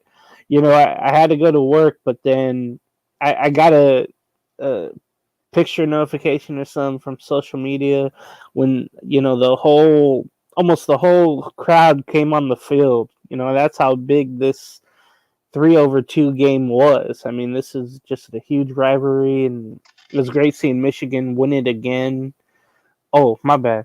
I was forgetting who I was talking to, but I don't know. There was just Ohio State with Jason Day. Man, it feels like he has a 56-6 record, and now or 7 record, and I think 3 of those losses are against Michigan now, and it's all fine and dandy, that you can beat everybody else, but you have to beat Michigan, and they haven't been able to do that, But the one thing I remember Herb Streep saying and Joel Klatt, the guy who does the games with Gus Johnson, when the NCAA goes to 12 playoff teams next year, you're going to lose the importance of these games, because eventually you could play them down the road again and again in the playoffs. So, I really enjoyed the heck out of it. I was able to watch the replay of the fourth quarter, and I was into it as if it was live. And you were right, Gus Johnson, love listening to him and all those, exciting plays. And, I was very happy for Michigan, because they've been through hell and back this year, whether it was forced or not forced by themselves. Remember, John Harbaugh was out the first 3 games. They had some coach firings. They had Harbaugh out of the last 3 games. 3 games, yeah. I can't remember if that's ever happened before. A head coach out, the first 3 games and the last 3 games of the regular season, suspension or illness, whatever the case was. But they've been through hell. But the consistency has been their running back, their quarterback, and their defense. The way they get after the quarterback. So good for Michigan that they won again. Yeah, I mean, like I said, that game kind of went back and forth, and I don't know if it's you, James, but I just feel like the college football games this year have a little bit more juice to them this year than the NFL has. Oh, they have. I don't know if it's maybe I don't know if it's just because the NFL has lost, just some really key guys offensively, like Joe Burrow. There's just, I don't know. It's just been, I've just been, of course, the Patriots season just been absolute shit show. I've been kind of focused on more college anyway, but it's just been a lot more. I've just been kind of more into college this year, more than ever this year. The offenses for the NFL hasn't been as scoring as high, and then the fact that the most of the league is either like 500 or a little bit over, a little bit less. You kind of know who the contenders are, and then you really don't know after that. In college football right now, you arguably have like 7 or 8 schools that you know should be in the playoff, but they're only going to take in 6. And then, like I mentioned, with the new playoff format next year, it's not going to matter. You're going to have a lot more than we need in it, and then you'll just have a watered down product, sort of like the NFL playoffs. And we'll go through a switch again in the NCAA where, hey, we're allowing too many in. We're watering down our playoff system. So get ready for that next year. And the disappointment you have been for the NFL, you're going to have in college football next year. I guarantee it. All right, let's get into some of the games, the championship games for this weekend. We obviously don't have to kind of, go kind of in too deep about the overall matchups, really. We'll kind of do the recap in terms of the games, next week's show. But the slate games are selected here, and we'll kind of quickly pick in terms of who we have. So the first one is Florida State and Louisville. I was going to go with Florida State here if they had Jordan Travis, because, of course, that team has been great with him. And the other side, Louisville has Jake Locker, I think his name is. He was actually a transfer from Cal. Yeah. Jack Plummer, sorry, something like that. But I'm going to go here with Florida State, though. I think that they found a way just because of their defense here. Who do you have here? Yeah, even though Florida State lost their quarterback, the backup's doing an okay job. They got past Florida last week. But good for Plummer. He's been kind of leading Louisville. I think we talked about them and Rutgers, where both were not supposed to be anything, and they've been something this year. But good for Louisville the way they've gone. But I think it all runs out. They'll eventually go to a bowl game. But I think Florida State wins this game pretty handily over Louisville. All right. Now let's get into Big 12 championship. We got Texas against Oklahoma State. Now, Texas, obviously, they're coming off of the blowout against Texas Tech. Quinn Ewers, of course, has played pretty well with them. Mm-hmm. I haven't really kind of got myself into knowing much about Oklahoma State this year. But they always kind of seem to have fairly pretty good teams. Remember, they had a guy, Sanders, last year. I think he transferred, though. But he was pretty impressive that they had. This year they have Alan Bowman, I think his name is. He's played fairly well, I'd say, with them. Their head coach is Mike Gundy, and he's, I guess, done okay. But like I said, I don't really know much about him. Alan Bowman this year, as I'm just looking at his stats, he's 10-11, 10 touchdowns to 11 interceptions. So it's been kind of on and off. Give me Texas here, James. I think that Texas has kind of shown to me a little bit more this year. So I'm going to go with them. How about you? Yeah, Oklahoma State, credit to Gundy. They're number 20 ranked. They outlasted BYU last week and locked up that chance to go to the Big 12 championship game. That was a double overtime victory I missed on Saturday over BYU. That's how important it was. Be at Jerry World, it looks like. Yeah. Man. And the great part that, hey, Oklahoma State got in over Oklahoma. I think everybody wanted to see a rematch of Oklahoma and Texas, but State took that away. So, I know a lot of people didn't like that, but I guess I don't want to say the better team got in, but maybe so. I think Texas wins this game. It's going to be a really close one, though. They open, though, as a heavy favorite, but I think Oklahoma State will give them a good run. But, hey, credit to the Longhorns. They haven't been in the championship game since 2008, so it's been a while. I'm sorry, 2018, excuse me. 2018. I wish it was 2008. No, 2018. Last time Texas has been in that Big 12 championship game, and they've deserved it this year. They've had quarterback injuries, sporadic play, but I'm gonna go with Texas. All right, now we get to our Big Ten championship game on Saturday night. Michigan, of course, who's coming off of the massive win against Ohio State. They continue their John Harbaugh-less run. They're taking on Iowa, who came off of a win against Nebraska this past weekend. Give me Michigan right now. Iowa, I just don't think I don't really trust our offense to kind of put up the same amount of points. And Michigan, they're just really clicking on all cylinders. Their head coach that's taken over for Harbaugh has done a really good job too. Mm-hmm. But you have McCarthy, you have Blake Corum, you have Cornelius Johnson, you have Roman Wilson. I mean, they got a lot of playmakers offensively. So yeah, I'm gonna go Michigan here over Iowa. Yeah, last time these two met, I think it was October 1st, 22nd. Michigan held on to beat Iowa. I think it would be a close game at first. It's going to remind me of the Sunday night game with the Chiefs and the Packers, where Iowa, keeps it close, but eventually Michigan will be too much offensively and defensively.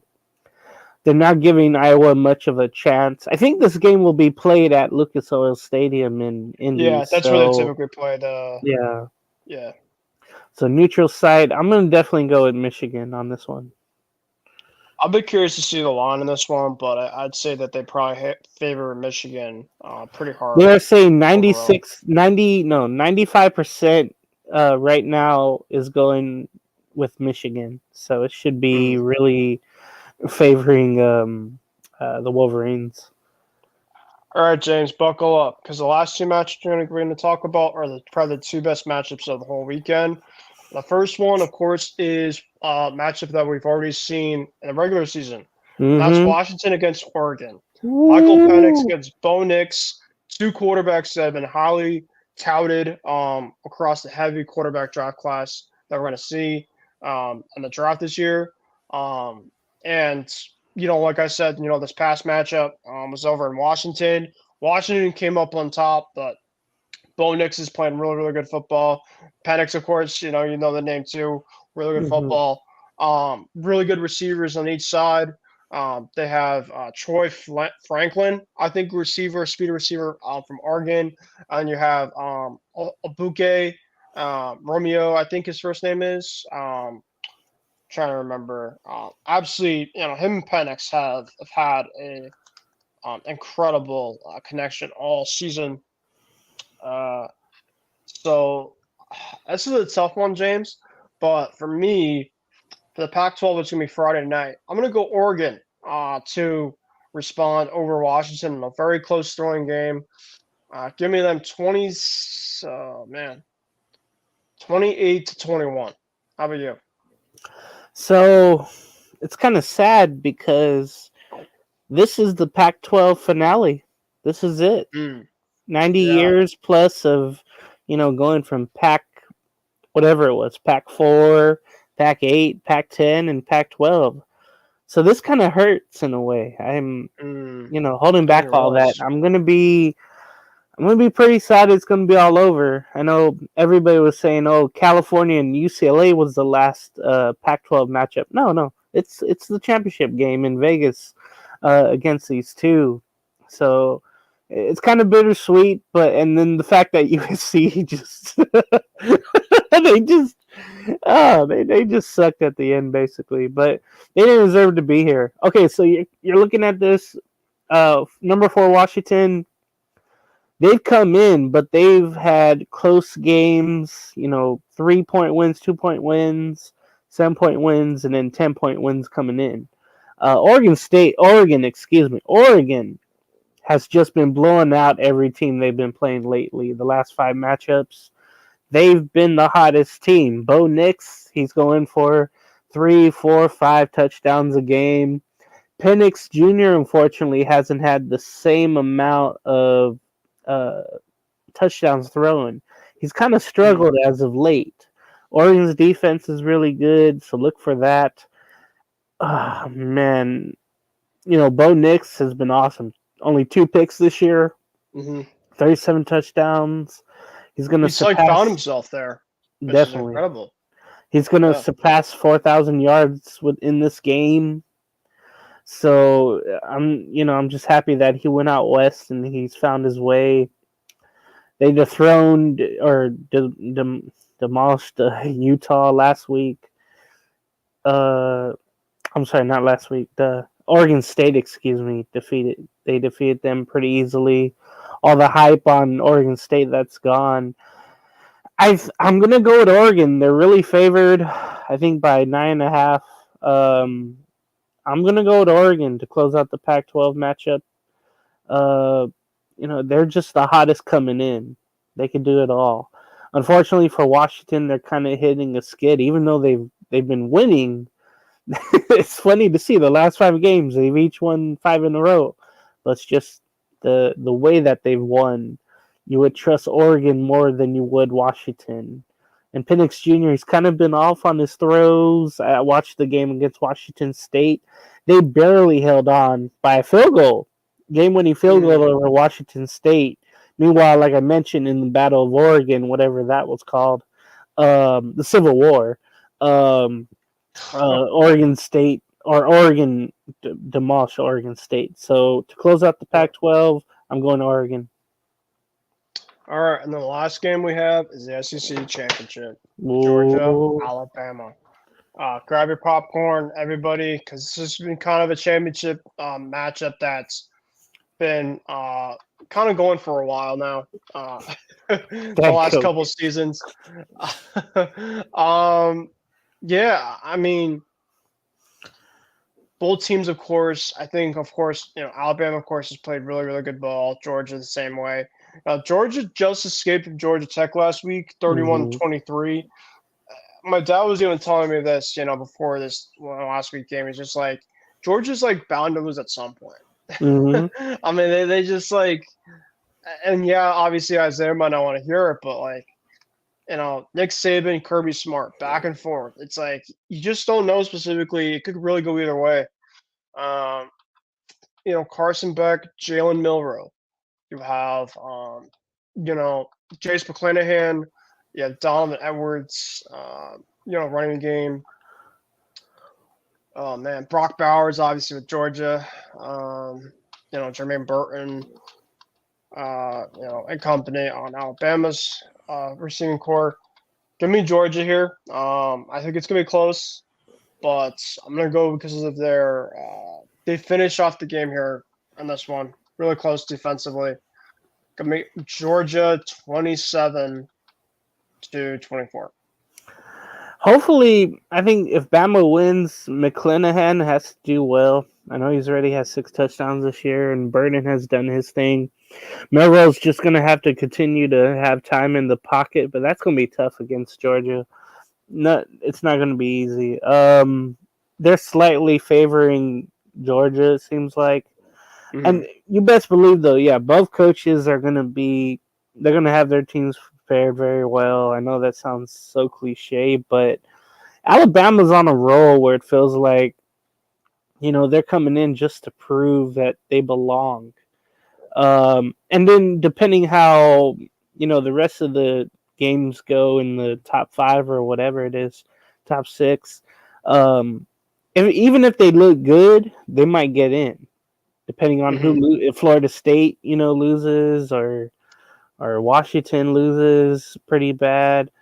They could still sneak in even though they lose. And then Texas, if they lose to Oklahoma State, then there's a way for Alabama to get in, even though they would lose against Georgia. I'm feeling the ups. Well, I don't want to say upset because it's Alabama, but yeah, everybody slightly has Georgia, so I'm gonna go Alabama. I think they somehow make it out with the win.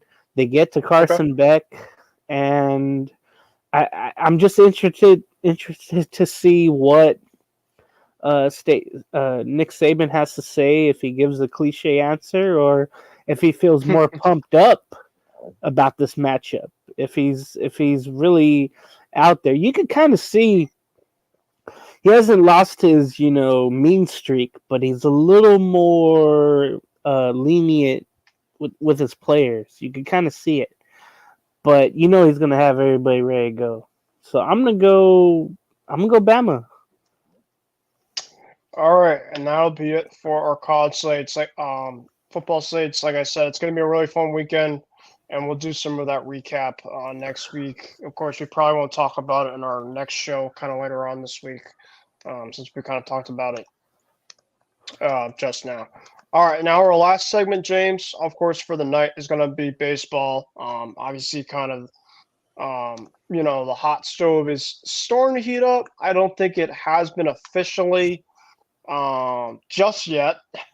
But we have seen kind of some moves already. Like I mentioned, early on in the show, we talked about Sonny Gray. He is going to go to the Cardinals. The Cardinals, actually, James, have already gotten 3 starters from this offseason. Sonny Gray, Lance Lynn, and Kyle Gibson. So they're and there's also reports too with the Cardinals that apparently they're not done, which means potentially they might move on from a guy like Steven Matz. They might do a potential trade. They have a lot of position players that they can trade that they were supposed to at the deadline but didn't. They have a lot to trade. Yeah, so that'll be kind of interesting. Some other moves so far that we have seen. Let's see here. Kenta Maeda went to the Tigers. Yeah, Tigers are busy. Yep. So the Tigers, of course, have made some stuff there.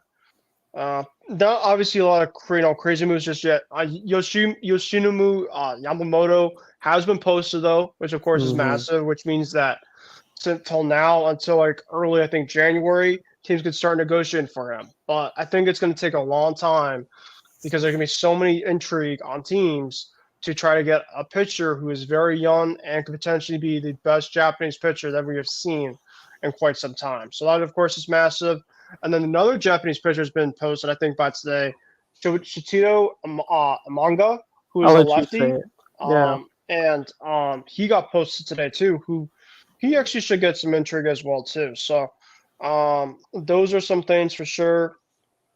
Your Angels team did make a move the other day. They got left-handed pitcher Adam Kolarek on a one-year contract. Actually, James, there was a trade that happened this past week too. Kind of an underrated one. The Diamondbacks acquired Eugenio Suarez in exchange for Carlos Vargas and Sebi Zavala. I feel like the Diamondbacks really have something cooking. I mean, they're not playing around. Suarez is a really good player, and I really liked him, with the Mariners. So I like that a lot. In terms of this past week as well, too, the Padres have named Mike Schilt as their next manager. So that's, of course, something to look at. The Yankees named Brad Ausmus as their next bench coach.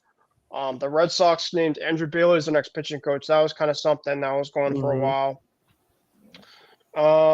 Now, obviously, we to talk about Nola already. He got the massive extension. Pretty much outside of that right now, there's been a couple things that have started to click up. But like I mentioned, the rumor season, of course, never ends. So there's also reports out right now that the Diamondbacks, the Braves and the Dodgers could be potentially in trade talks with Dylan Cease, according to USA Today. That would be quite interesting. Actually, there's a Fox article I was going to mention in a little bit too, that had 9 pitchers that could be on the trade block too, that maybe we could talk about too. But in terms of any of the moves so far, James, that you've seen, what are some of the ones that maybe have potentially stand out to you, or what are some moves coming up that, in terms of any rumors that you've seen, you could potentially see happening down the road here? Well, I knew Aaron Nola was going to stay with the Phillies. I knew that they were going to sign him. They were going to they were going to keep him no matter what. So I really like that move. Yeah, and you mentioned it like the Cardinals. You mentioned the run differential last year. If you saw that, it was pretty bad. They had all these pitchers that they traded away that they didn't really want anymore. And they went out and got Lance Lynn back and Kyle Gibson and Sonny Gray. They're the winners so far right now, getting those three starters. They just have to keep Lance Lynn, in the ballpark and, like what's his name said? Oh God, one the analyst for the White Sox. He could eat some salads. So hopefully they get him in shape and all that. So I definitely like what the Cardinals have done.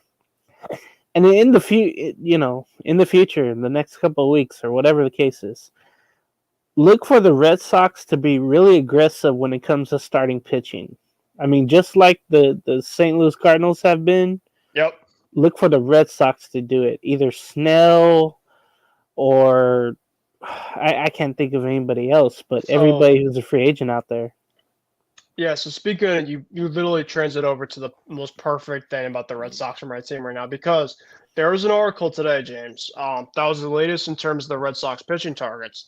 And yes, they missed on Aaron Nola and Sonny Gray, but according to Sean McAdam, who's a very good writer, James, if you ever get the chance to read any of his stuff, he's on the Boston Mass Live Red Sox. He said that the Sox have been seeking to add a starter via trade before turning to free agency as of right now. So which means to me that I think they're going to look at trade targets right now. Dylan Cease isn't on their radar because they tried to make a trade for Dylan Cease I think last year, but their proposal included Brian Bayo. And that's not going to happen. I mean, Brian Bayo is a young, promising prospect that we have. And yeah, Dylan Cease is good, but to trade him for Brian Bayo, I'd rather just keep the young kid right now. It's just not worth it. So I don't think that as much as I love Dylan Cease, I think that he's going to go somewhere different. And we can maybe make a trade for a guy like a Shane Bieber. Tyler Glass now is available. Shane Bieber, Corbin Burns, yeah. Corbin Burns, of course, would be a dream of mine to get. It would take, of course, a lot. Alec Manoah, apparently potentially could be on the trade block. I don't think that would be a great for in terms of the Red Sox. I don't think the Blue Jays would even trade him in division. But regardless, James, is that they're going to be aggressive, like you mentioned. I hope that Craig Breslow is going to take a look at terms of these openings that the Red Sox need in their rotation. And the article that came out from Sean McAdam kind of still made me believe for sure too. Like I mentioned, Corbin Burns, Shane Bieber, Glass now.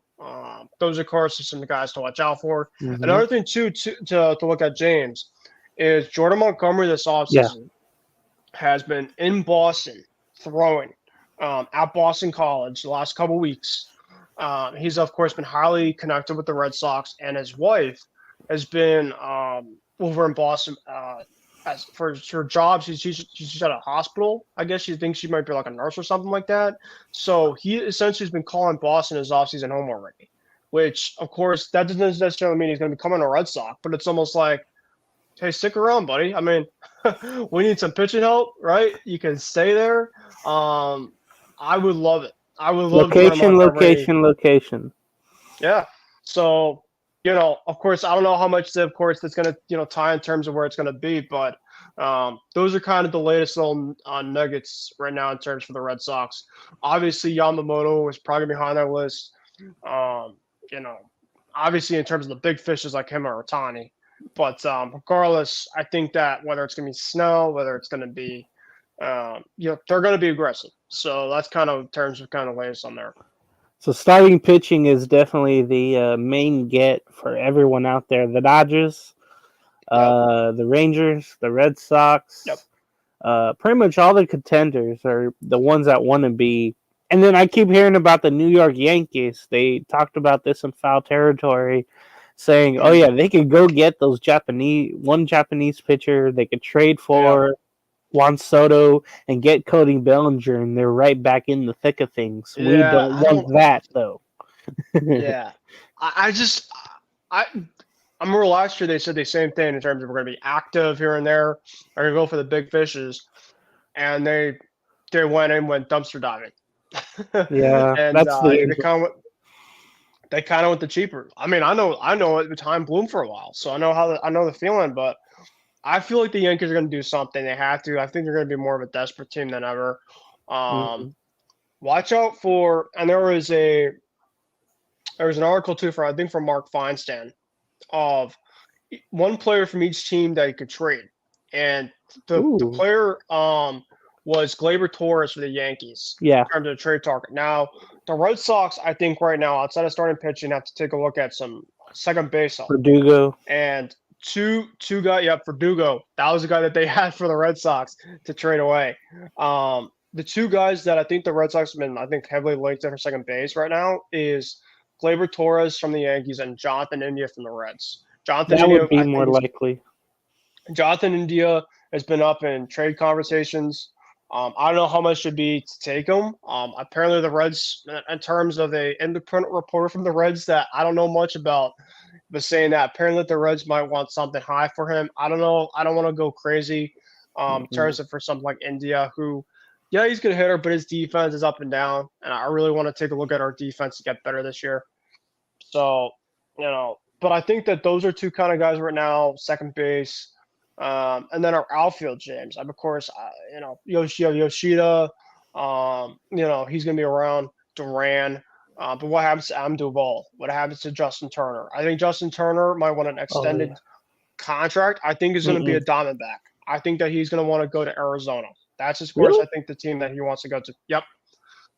He could go back out west, the NL West, and if Cody Bellinger doesn't go to the Yankees or the Cubs for signing, I think he goes to the Diamondbacks, and I think that he reunites with Justin Turner. Wow, that would Yep, be something. and I think that the Diamondbacks continue to prove to the NL West that we are here after the run that they had last year, and how it's not a fluke to the Keep it rest of that going. National League. So I have Turner going to the Diamondbacks if he doesn't return to Boston, and then for Duvall, if he doesn't come back to Boston, I think the Mets Yeah. could be a really good fit for him. Outfield help for them. Power bat. Um, if Teoscar Hernandez leaves the Mariners, which I think it will happen, maybe the Hmm. Mariners potentially fit for Adam Duvall too. So those are two guys that I think if they are out, the Red Sox, of course, I have to bring some guys in for offense on their outfield. And Jorge Soler, I think, is a guy that I would Yeah. love for Boston to get. I don't think you'd break the bank for him. He's going to be a free Mm-mm. agent, and he had 35 home runs last year with Miami. So, I mean, he's still a very, very good hitter. Yeah, he has a massive K rate, a massive swing rate, but Everyone does. Yeah, him and Boston would do wonders, though. Hmm. I mean, that'd be absolutely insane. So, I know Isaiah obviously mentioned the Ohtani sweepstakes. And let's be real, Jeff Passan writes every week about the MLB free agency. So yeah, I mean, we could talk about there could be some leakage here and there, which is true. I'm obviously not disputing that for sure. But speaking of Isaiah, actually perfect timing because we're talking about the MLB offseason right now. But Jeff Passan also talked about some guys to watch out for the trade market too. Yeah. And one guy that the Orioles potentially could trade is Anthony Santander. I think that would be that's somebody Ooh, that. heck Yep. no. And I think that it's because that they have a lot of young prospects that I think that are ready to come Yeah. up. And Santander, I think, has been a name I think that a lot of I'll people take could him. take a look at. I think a team that's been heavily on Santander as of late actually is the Marlins.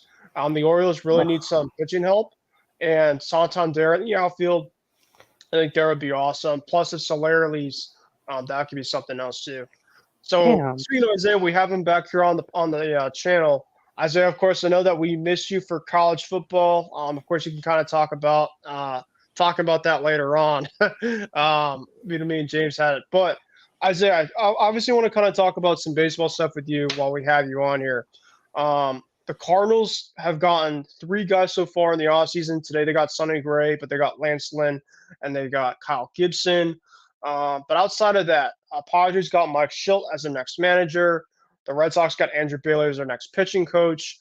In terms of your Phillies so far, I don't know if there's been any big time moves yet in terms of any free. Oh, obviously they got Aaron Nola. Yeah, we re-signed Aaron Because Nola. Yeah. And then in terms of the A's, I don't think there's been much left. But there was kind of a decent trade that the Diamondbacks did, and that's that they got Eugenio Suarez from the Mariners this past week. So that was kind of something to watch out for. So Isaiah, before we came on, me and James just kind of talked about our team, my team, and kind of some rumors and stuff around the league so far. What are some things that you've kind of seen so far with the MLB hot stove? As it's not, of course, yet got booming yet. Of course, we have winter meetings coming up, and that's, of course, when the fun's going to happen. And I can't wait for our watch party for sure, because that's going to, of course, be amazing. What's your overall reaction so far over this offseason, man? Let's get the show going, because I can't wait. My first reaction is, I can't believe I'm going to say this, but Shohei Ohtani to the Texas Rangers look more and more likely by the day. Because, I mean, if you had told me that Shohei could be, if you had told me that Shohei might be a Ranger like a year ago, I would have slapped you and thought you were crazy. Because, I mean, the Rangers were awful, but then look at what happened. Bruce Bochy came in. I mean, they won the World Series. They dominated the playoff. They went 11-0 on the road. You know, they traded for Max Scherzer. They won the pennant. They won the World Series. And now, like, you just started hearing it. First, it was kind of speculation, like, oh, John Heyman says the Rangers are in the mix according to the betting odds. And then you look at the other, and then you just start hearing stuff like Texas, more Texas stuff. Like, that Texas stuff is starting to get louder and louder and louder and louder and louder. And it's just like, man, like, everybody before thought it was just Dodgers or nothing. Like, that was it. But then, like, you started hearing the Texas stuff. And now it's like, I think it's Texas and the Dodgers. And that's it. I think it's going to come down to those two teams. And whatever team that Shohei Ohtani goes to, I really believe that he can't really lose. Because on one hand, you have the Dodgers. If he goes to the Dodgers, they're going to be, annual championship contenders. They've got a great farm system. They've got a great GM. They've got a great manager, Dave Roberts. Makes no sense. Yeah, they have, superstars, Mookie Betts, Freeman lined up, all for the long haul. So they're basically set. And then you add Shohei into the mix. If they get a couple more pitchers, I think they'll be great.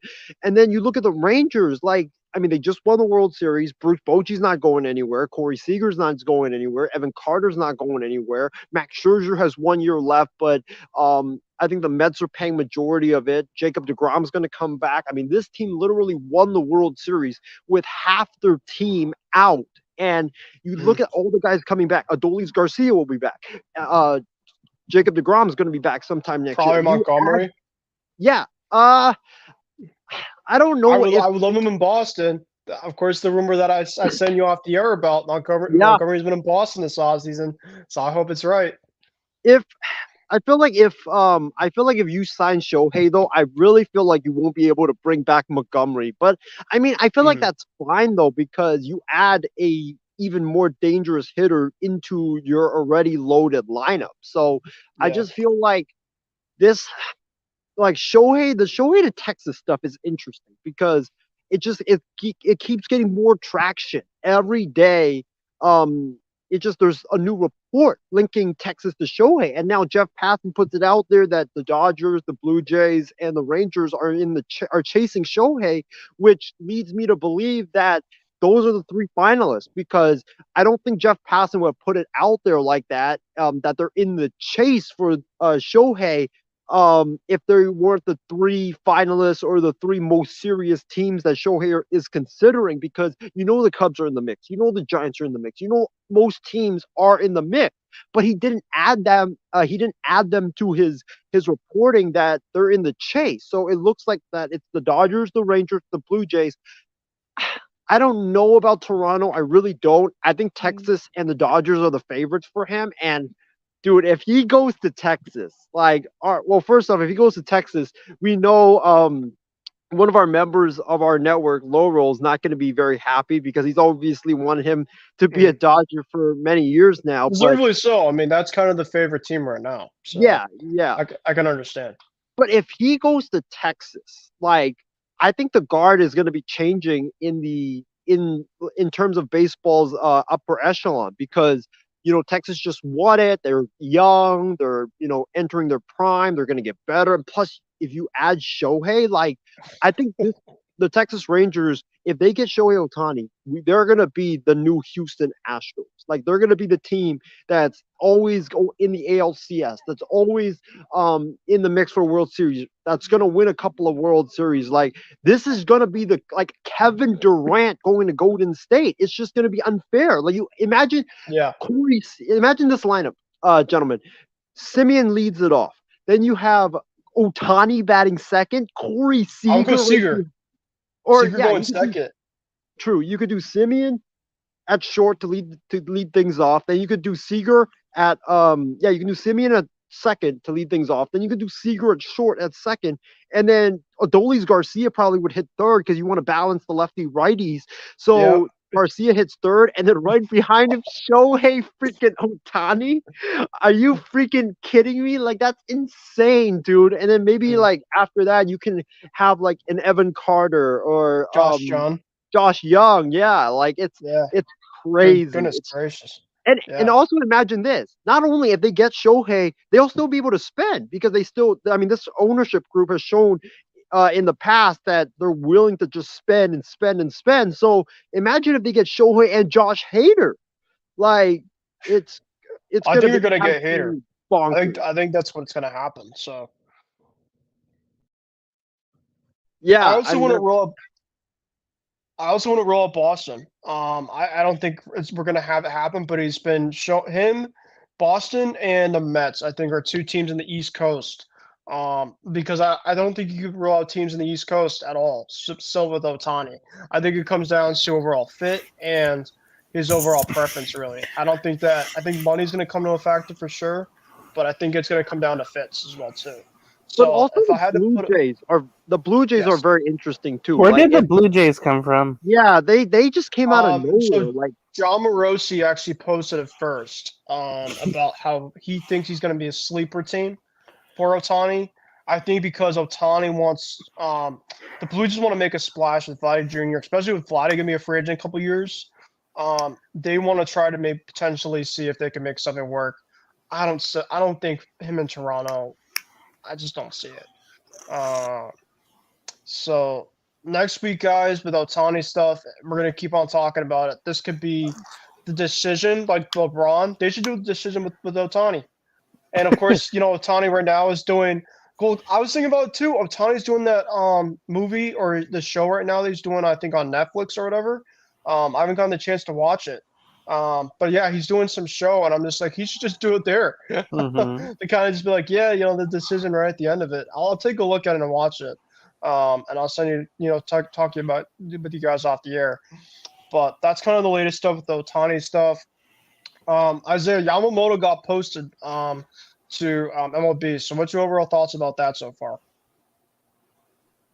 I feel like that, it was obviously going to happen. And I'm interested to see who he goes to because we don't really have a favorite for him. Like, there's been a lot of teams tossed there, Mets, Yankees, Dodgers, even the Phillies are thrown into the mix. So I'm definitely interested to see where he goes. Even the Giants have been thrown in there. So, I think that with the Giants not really being mentioned a lot in the Ohtani sweepstakes, it just goes back to the point where the Giants, who everybody thought was going to be aggressive, well, then now I think they're shifting gears to Yamamoto. So if they get Yamamoto, I mean, they could because I think they're going to outbid a lot of teams. Matt Chapman's also a possibility, but for Yamamoto, very dominant pitcher. There's really not a favor for him. And, he is the guy that could definitely go anywhere. And, it's going to be a surprise where he goes for sure. And then Juan Soto, do you guys feel like he's going to be staying this offseason, or do you think that there's going to be a trade that happens via next week? For me, I think that he's going to stay throughout the trade deadline, and then they're going to move on from him. I think that's what's going to happen. Now, in terms of my percentages, if you ask me right now about Juan Soto leaving, probably go 50-50. I mean, I think there's more of a chance on that 50 side that he stays than not, but the teams right now tied with Soto right now, I'd say number one's the Yankees, and then you have the Giants and the Mets, I think, is kind of other ones. So what do you guys think so far? Do you guys think Soto's all but gone this offseason, or do you guys think that he's going to wait it out? I'm gonna go. Yeah, I think he does the same thing what you said. He's gonna stay with the Padres, and then they might just unload him at the trade deadline if the season doesn't go so well. I've heard so many things where he's really broke up that locker room with his ego. He demands special privilege. There's just so much I've heard bad. I won't be surprised though if the Yankees trade for him, but they would have to give up potentially a lot.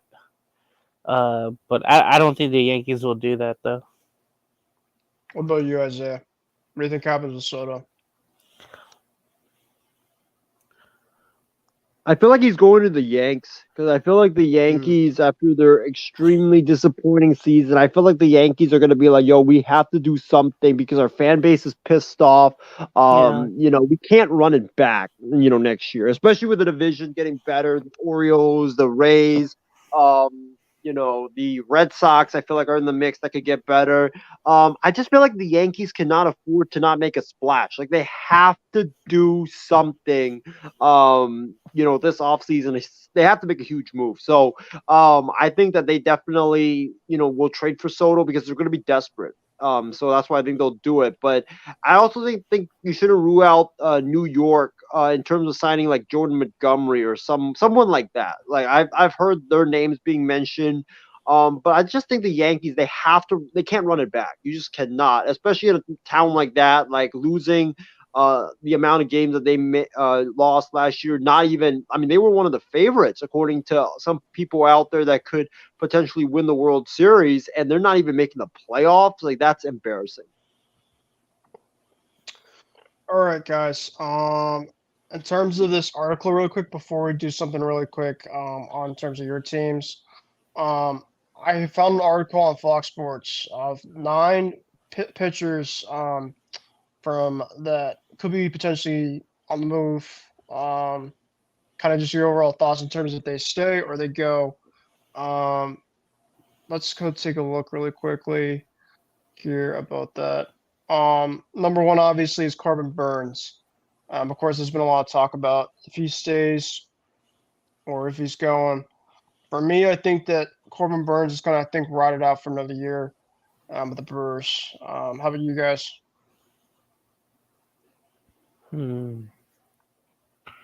I think he's so pissed off at the Brewers. I think he ends up accepting a trade out of there. How about you, Isaiah? For me, I'm gonna go with Corbin Burns. I think he ends up. Yeah, I agree with James. I think he ends up getting traded out of Milwaukee. It just seems like both sides will benefit greatly from a fresh start. And for me, the Brewers, I just feel like the Brewers are entering this phase where they're gonna start like rebuilding because I feel like they feel like that they have ran its course with this current group, and they there's really nowhere they can go. Pat Murphy wasn't really that that splash of a hire. He's a veteran, like raw type of coach, but he's not. I feel like he's not the answer for them. Like he's maybe to maintain the culture a little bit. He's kind of like Mark Kotze, a babysitter. I just feel like he's not gonna be the guy that's going to be there when the Brewers eventually start winning again. So I just feel like they're going to tear it down. Don't be surprised if Christian Yelich, Willie Adames, and other prominent Brewers are on the move as well. Now this guy isn't a trade piece, but Brandon Woodruff got non-tendered by the Brewers. Speaking of the Brewers, I think that he is going to get moved, and I think there's going to be a pretty good market for him. Now, of course, he's had some injury problems in the past. But there's going to be a lot of teams in on him. And the one team that I would really watch out for massively for Woodruff would be the Mets because of that connection with David Stearns and the Brewers council there. Well, he used to be there. But what do you guys think about Woodruff? This could be a potential buy low, sell high type of move because for the last couple of years, he's been one of the best pitchers in baseball. And now you could be able to get him at a pretty decent cost. But Man, the Brewers not tendering him, I was just stunned because yeah, he's had his injuries, but this is a very good pitcher. So, how about you guys think about Brandon Woodruff?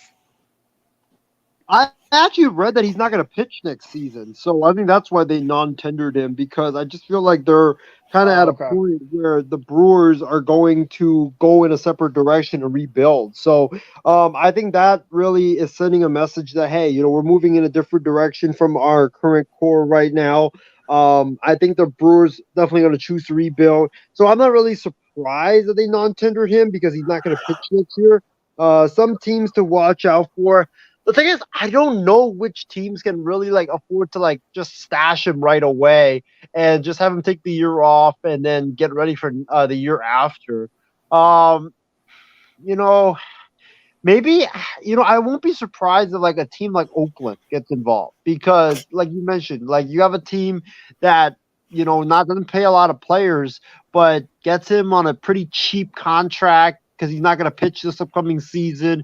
Signs him like a 2-year deal, and then he comes back and pitches the following year, and then they trade him away after that. So I definitely could see that situation. But a team like the Yankees, the Mets, maybe the Mets, with David Stearns.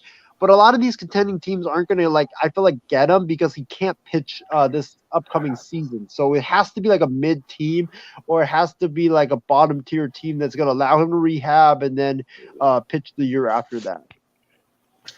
All right, the next guy that to watch out for is Tyler Glass now. I think he's going to get moved. The Rays are trying to shed payroll. They never pay guys. I mean, I think the last biggest contract that they paid for was Charlie Morton. So that kind of pretty much says it all. No offense to Charlie Morton. He's, of course, had a pretty up and down career. But I think that Tyler Glasnow leaves, and I think that he gets traded to the St. Louis Cardinals. I think that helps bolster their Okay. rotation even more. Like I said, I don't think the Cardinals are done, but you'd have a rotation of Glasnow, Gray, Len, Gibson, and then I think Steven Mass gets traded for pitching help somewhere else. So I'm going to have Glasnow. He gets traded, and I have him going to the Cardinals. Okay, I might shock some people, but if the Angels. Cubs, no, if the Cubs have some, prospects, and if they don't sign Stroman back, Cubs could do it too. yeah, maybe Glasnow gets traded to the Cubs. I mean, he's been often injured the last couple of years, so I don't think he'll get as much as he would before back for him. But yeah, I can see the Cubs getting involved. I've also heard the Cincinnati Reds have been talking Yeah, about yeah, now. them too. They have The more capital.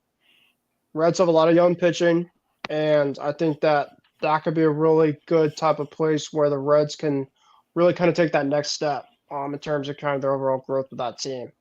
All right, Isaiah, who do you have with Tyler Glass now going to? I mean, I think it's pretty much clear that he's going to get traded, unless you guys Oh, I agree. think otherwise. Well, first off, this is a guy that I really have wanted for years to be an A, but obviously that's not going to happen. You're not going to trade him to a loser team. So for me, I think that these are the three places I think he goes to. The Dodgers because of the connection with Andrew Friedman. I was going to say that think, one. Yeah, I mean, plus the Dodgers need a lot of pitching help, so I could definitely see that. Yep.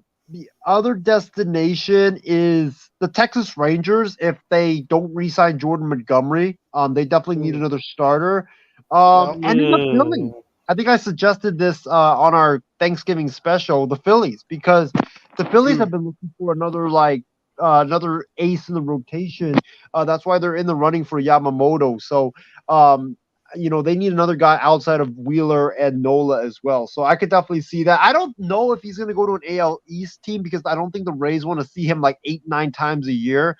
So I think that he's going to get traded to either a team in the AL West or the AL Central or the National League. So I think for me, give me the Dodgers, the Phillies, the Rangers, also San Francisco. Don't rule them out because if they strike out on all the guys that they strike out on, they already struck out on Sonny Gray. They're going to need pitching. So they definitely could trade for Tyler Glass.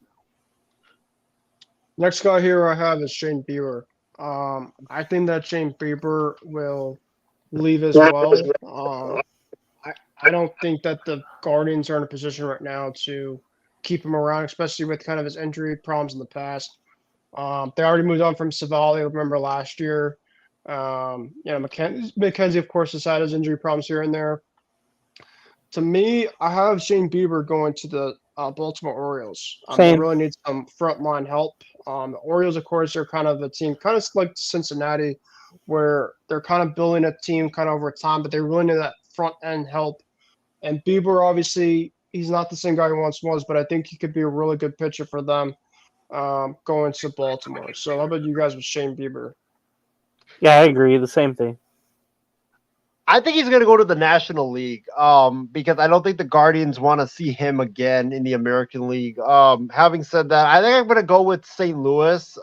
They're obviously active for pitching. I don't think that Sonny Gray is the best starter you could get. I mean, Kyle Gibson, Lance Lynn, they're like type of moves. Yeah. But you need definitely two more top line starters. So Bieber definitely I could see going to St. Louis. Baltimore's another one. Like you guys mentioned, with all the young talent, they need an ace in that rotation, I feel like. And then another team is, the Dodgers. Like the Dodgers need a lot of pitching. The Giants need a lot of pitching help. Mets, I could also see because they need pitching as well. Because outside of Senga, they don't really have anybody. So, I wouldn't be shocked if he goes to any of those teams. My next guy here is Dylan Cease. Now, of course, there's been already some ties with the Dodgers and the Braves. Kind of the late, according to USA Today. I do think Dylan Cease gets moved because the White Sox, of course, are going into a full-on sell. And I have Dylan Cease going to the Dodgers. What about you guys? The Angels, they need pitching.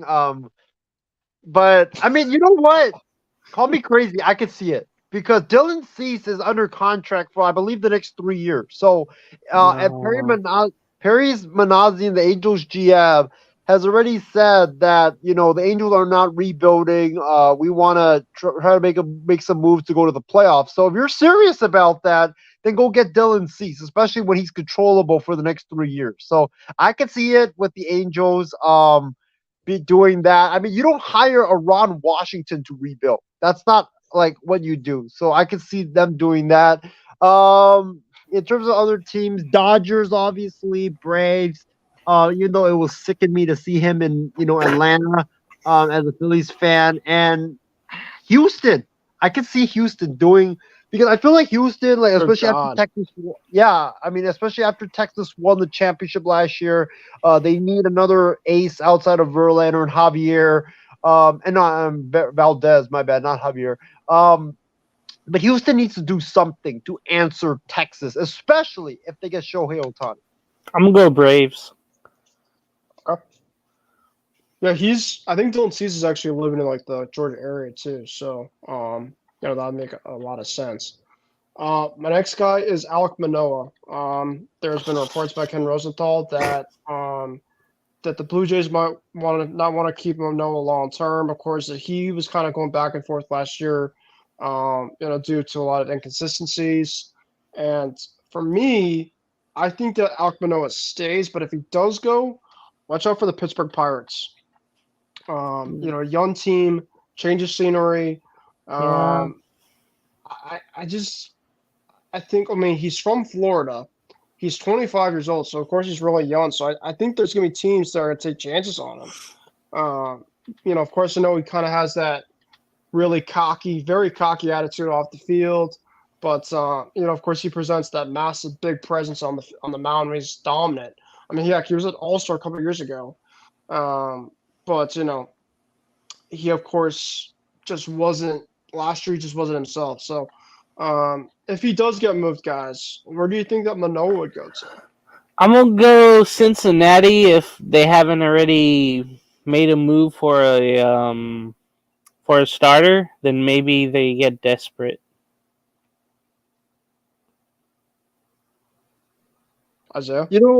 I think I agree with you, Ben. I think he's gonna go to a team that is not really that good, just as a change of scenery, rebuild his value type of guy, and then they trade him away.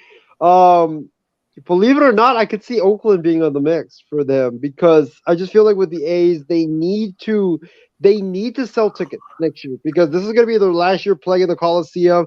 I could see them doing something where they're like, "Hey, let's bring in some big names like the Raiders did in their last year in Oakland. Let's bring in Marshawn Lynch and John Gruden so we could sell some tickets and get fans in the seats." I could see that with the A's. I could see them being like, "Hey, let's bring in Manoa. Let's bring in, maybe Not a bring big back Matt name. Chapman for goodness sake." No. I could see them doing something because they need to do something to sell tickets. So I could see them being like, yeah, let's bring in Manoa, have him build up his value. If he pitches great, we'll trade him away, get us some, prospects back in return. So the A's are one. I just don't know why this move screams the Angels. I don't know why. It just Hell screams, no. they need pitching. You need I don't want pitching. that guy anywhere near the Angels. That dude is an Alek idiot. Manoah. Nope. James, you need pitching, and I think Ron Washington can help fix his attitude because Ron No. Washington is a guy that's is a no nonsense. He's not gonna put up with that type of BS type of guy. So I could see him there. And how about the Marlins? I mean, they also need Yeah, pitching because it I seems can like see that. half the rotation is out for the next season. Yeah. And the last but not least guy on the trade market for pitching to watch out for is Paul Blackburn from the Oakland Athletics. Now for me, man, I was gonna say Boston, but I think we could definitely get a lot better than Blackburn. Mm-hmm. Oh man, you know what? Give me the Reds. I think that Paul Blackburn feels like kind of a Red to me.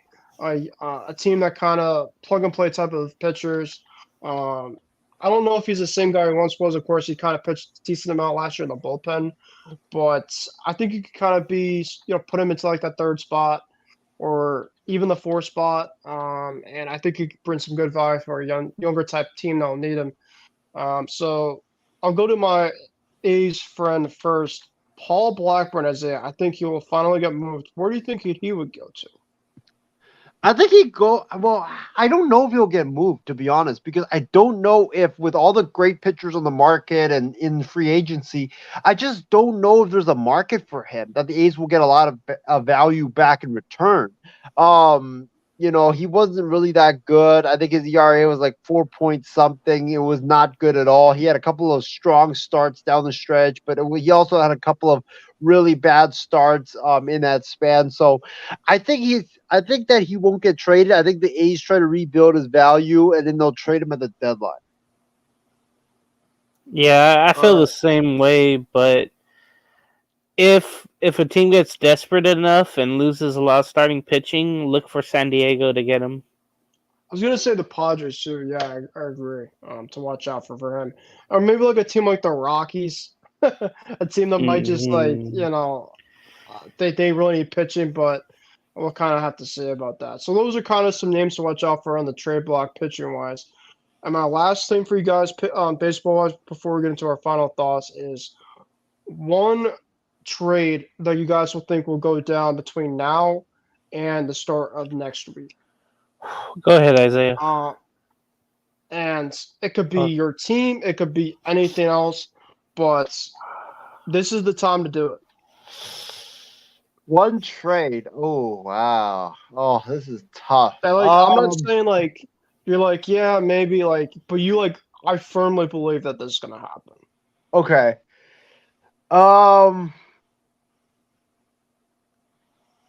Wow. You know what? I know it's tough. It is tough. You know what? But I'm gonna go with it anyways.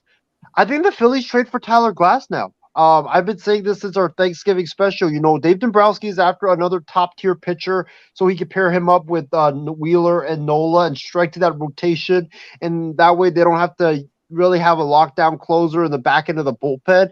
And Tyler Glass now, Tampa. I feel like they're not really going to trade him anywhere in the American League.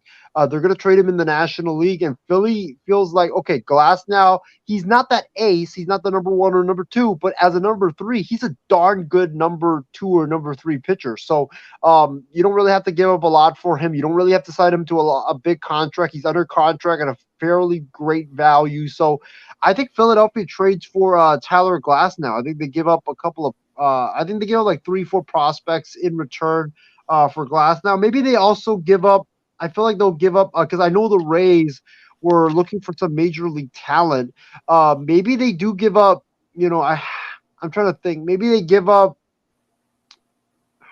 like a Taiwan Walker or someone like that, because it feels like Taiwan Walker is kind of like especially with his comments or his tweet that he liked where it was ripping Rob Thompson and Dave Dombrowski. I just feel like Taiwan Walker wasn't happy to not be a part of the postseason roster, and I feel like he might want a fresh change of scenery. So I feel like with the Rays and the Phillies, they've made deals in the past with one another. So I feel like that deal definitely could go down between now and the winter meetings next week. Would you, James? I really think Arizona is going to get not Arizona. The Atlanta Braves get so desperate because of how their starting pitching went, last year, how it ended up. So I think Dylan Cease really gets moved to the Braves. All right, now for me, I have Alex Verdugo going to the Miami Marlins for Edward Cabrera. So essentially, the Marlins can get some outfield help, and the Red Sox get some front end help on their pitch rotation. I think that would be a great match there, trade wise. And like I said, I think that they get somebody free agency and then via trade. So that's my prediction there. All right, James, I think that'll take a wrap for tonight's show on Kick It with Kruse. Any final thoughts that you want to get into before we call it a evening? No, but hey, it's good to be back. I can't wait for the rest of the for the winter meetings to go on and moves to be made. I'm just sick of all the rumors. I just want things to happen, and I think it starts with the Japanese pitchers, and then, well, first of all, Shohei, and then it'll go from there. But I think everybody's going to be timid right away. Final thoughts as that. Now I know you missed some of the college football stuff, so of course if you want to get into any of that type of stuff, by all means, that's fine. But obviously, take it away. Yeah, my final thoughts is, great show. Can't wait for, I think according to Loro, we're going to be doing the Extra Point this upcoming Wednesday night. So make sure you guys tune in for that. It's going to be a great show. We talk about we'll talk about this past week in the NFL. I think we're going to go through all the games, the news that breaks, and definitely preview Niners, Eagles, and preview all the big games in week number, 13 now, I feel like? Is it 13? Yes. Mm-hmm. Yeah, week 13. So we're going to go into that. So, yeah, tune in for that. But, yeah, I mean, what a great weekend of college football. Rivalry week is always my favorite. Michigan and Ohio State lived up to the hype. I mean, what a great game. Yeah. And I think it really came down to, McCord. I mean, I kind of liken McCord to Jimmy Garoppolo, where, he has this good moments, but also has some really bad moments. And McCord kind of showed you that he isn't the quarterback that can really carry you. He needs a good team around him to be able to have success. So, I wasn't really surprised that Michigan won. I was surprised Ohio State gave them a fight because I thought that Michigan was just going to bury them. But what a game. Washington Wazoo, that was an amazing game. I feel like Wazoo had so many chances to win, but they didn't win it. UCLA. By the way, UCLA fellas, breaking news is keeping Chip Kelly. So Bruins fans are pissed off. Because they beat SC, that's why. Yeah, well, and also, according to what I'm reading on Twitter, UCLA fans have bought a banner that they're going to fly all over campus tomorrow with "Fire Chip Kelly" on it. So that sounds like them. That should be fun. Yes, and then I feel like Chip Kelly should have been fired after the UCLA Cal game because you lose to a Cal team. You lose 30-7, right? To a Cal team. who has been struggling all season long. They were 3-6 just 3 weeks ago, and you lose and you get blown out by a Cal team that was like that. Like, it's just embarrassing. He should have been fired. The other games, Alabama got absolutely lucky. I mean, 4th and 30, 4th and goal from the 31-yard line, and you not only do you not get a stop, you allow a deep pass into the end zone. Unbelievable. Like, what are Ben and James? What are the Auburn coaches doing? Like, how do you not? Like, I don't know. Like, you send, I don't care. Like, don't even rush anybody. Just send all of them back towards the end zone because you know that they got fired for that. Get it to the end zone. Exactly. Like, it makes no sense whatsoever. Alabama got absolutely lucky. And the last thing I'll say about college football is Texas A&M, thank the Lord that you didn't make that hire and hiring Kentucky's coach to be your head coach instead of you hired someone else. It saved your program. But yeah, we got a great upcoming week. I mean, we got, I'm so amped up for this week because we have Georgia, Alabama in the SEC championship, and we have Niners, Eagles. Like, I cannot wait for those two games. It's going to be absolutely epic. And then, after the NFL, and after college football Saturday, after NFL Sunday, on Sunday we have the college football playoff rankings, the playoff matchups that are going to come out. Can't wait for that. And also, on Monday, it's the start of the winter meetings, and all the great baseball stuff is gonna go down. So I can't wait, fellas. Well, actually, the winter meetings begins on Sunday night, from what I've read. Right? So college football, and then Sunday playoffs get announced early in the morning. NFL stuff. Niners, Eagles, and then potentially a Shohei bombshell on Sunday night. I cannot wait. I'm so amped up right now. And by the end of this weekend, too, we have the start of December. So, of course, winter meetings, you have December. We'll see in terms of what our teams bring for gifts this year, or do our teams get cold? We'll have to find out about that. Well, the A's already brought me a gift. They brought me a gift of them moving to Vegas. So that's problem. And they also brought me the gift of Abraham Toro signing and Miguel Andujar. Oh, God.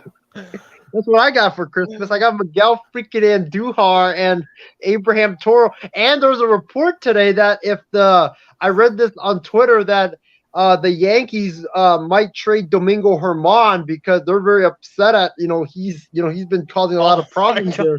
And one team that he would go to is the Oakland A's. So we might end up getting the guy that no-hit us. Oh, my God. That'd be Send him to Anaheim, something. Please, Yankee. No. Send him to Oakland. All right. Well, guys, thank you guys once again for coming on the network. Make sure to follow, like, subscribe to our stuff here on the show, IM6 MI6 Network. And like I said, we'll try to have my show specific later on the week. Like you mentioned, Isaiah, Extra Point this middle of this week. James, Isaiah, thank you guys for joining for another edition of Kick In with Kruse. You guys have a great night. You have a good week for everybody here, and we'll see you next time. Oh my God! Big goal to go from the two.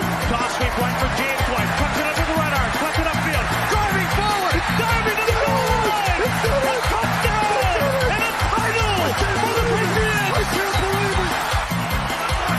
Play clock at 5. Pass is intercepted at the goal line by Malcolm Butler. 45 remaining. Tatum drives down and throws it down. Bases loaded. 2 out. Hard hitting to right. Back at the wall. Tie game. Big Puppy. No icing. For the first time in 39 years, the Boston Bruins have won the Stanley Cup. Anything's possible.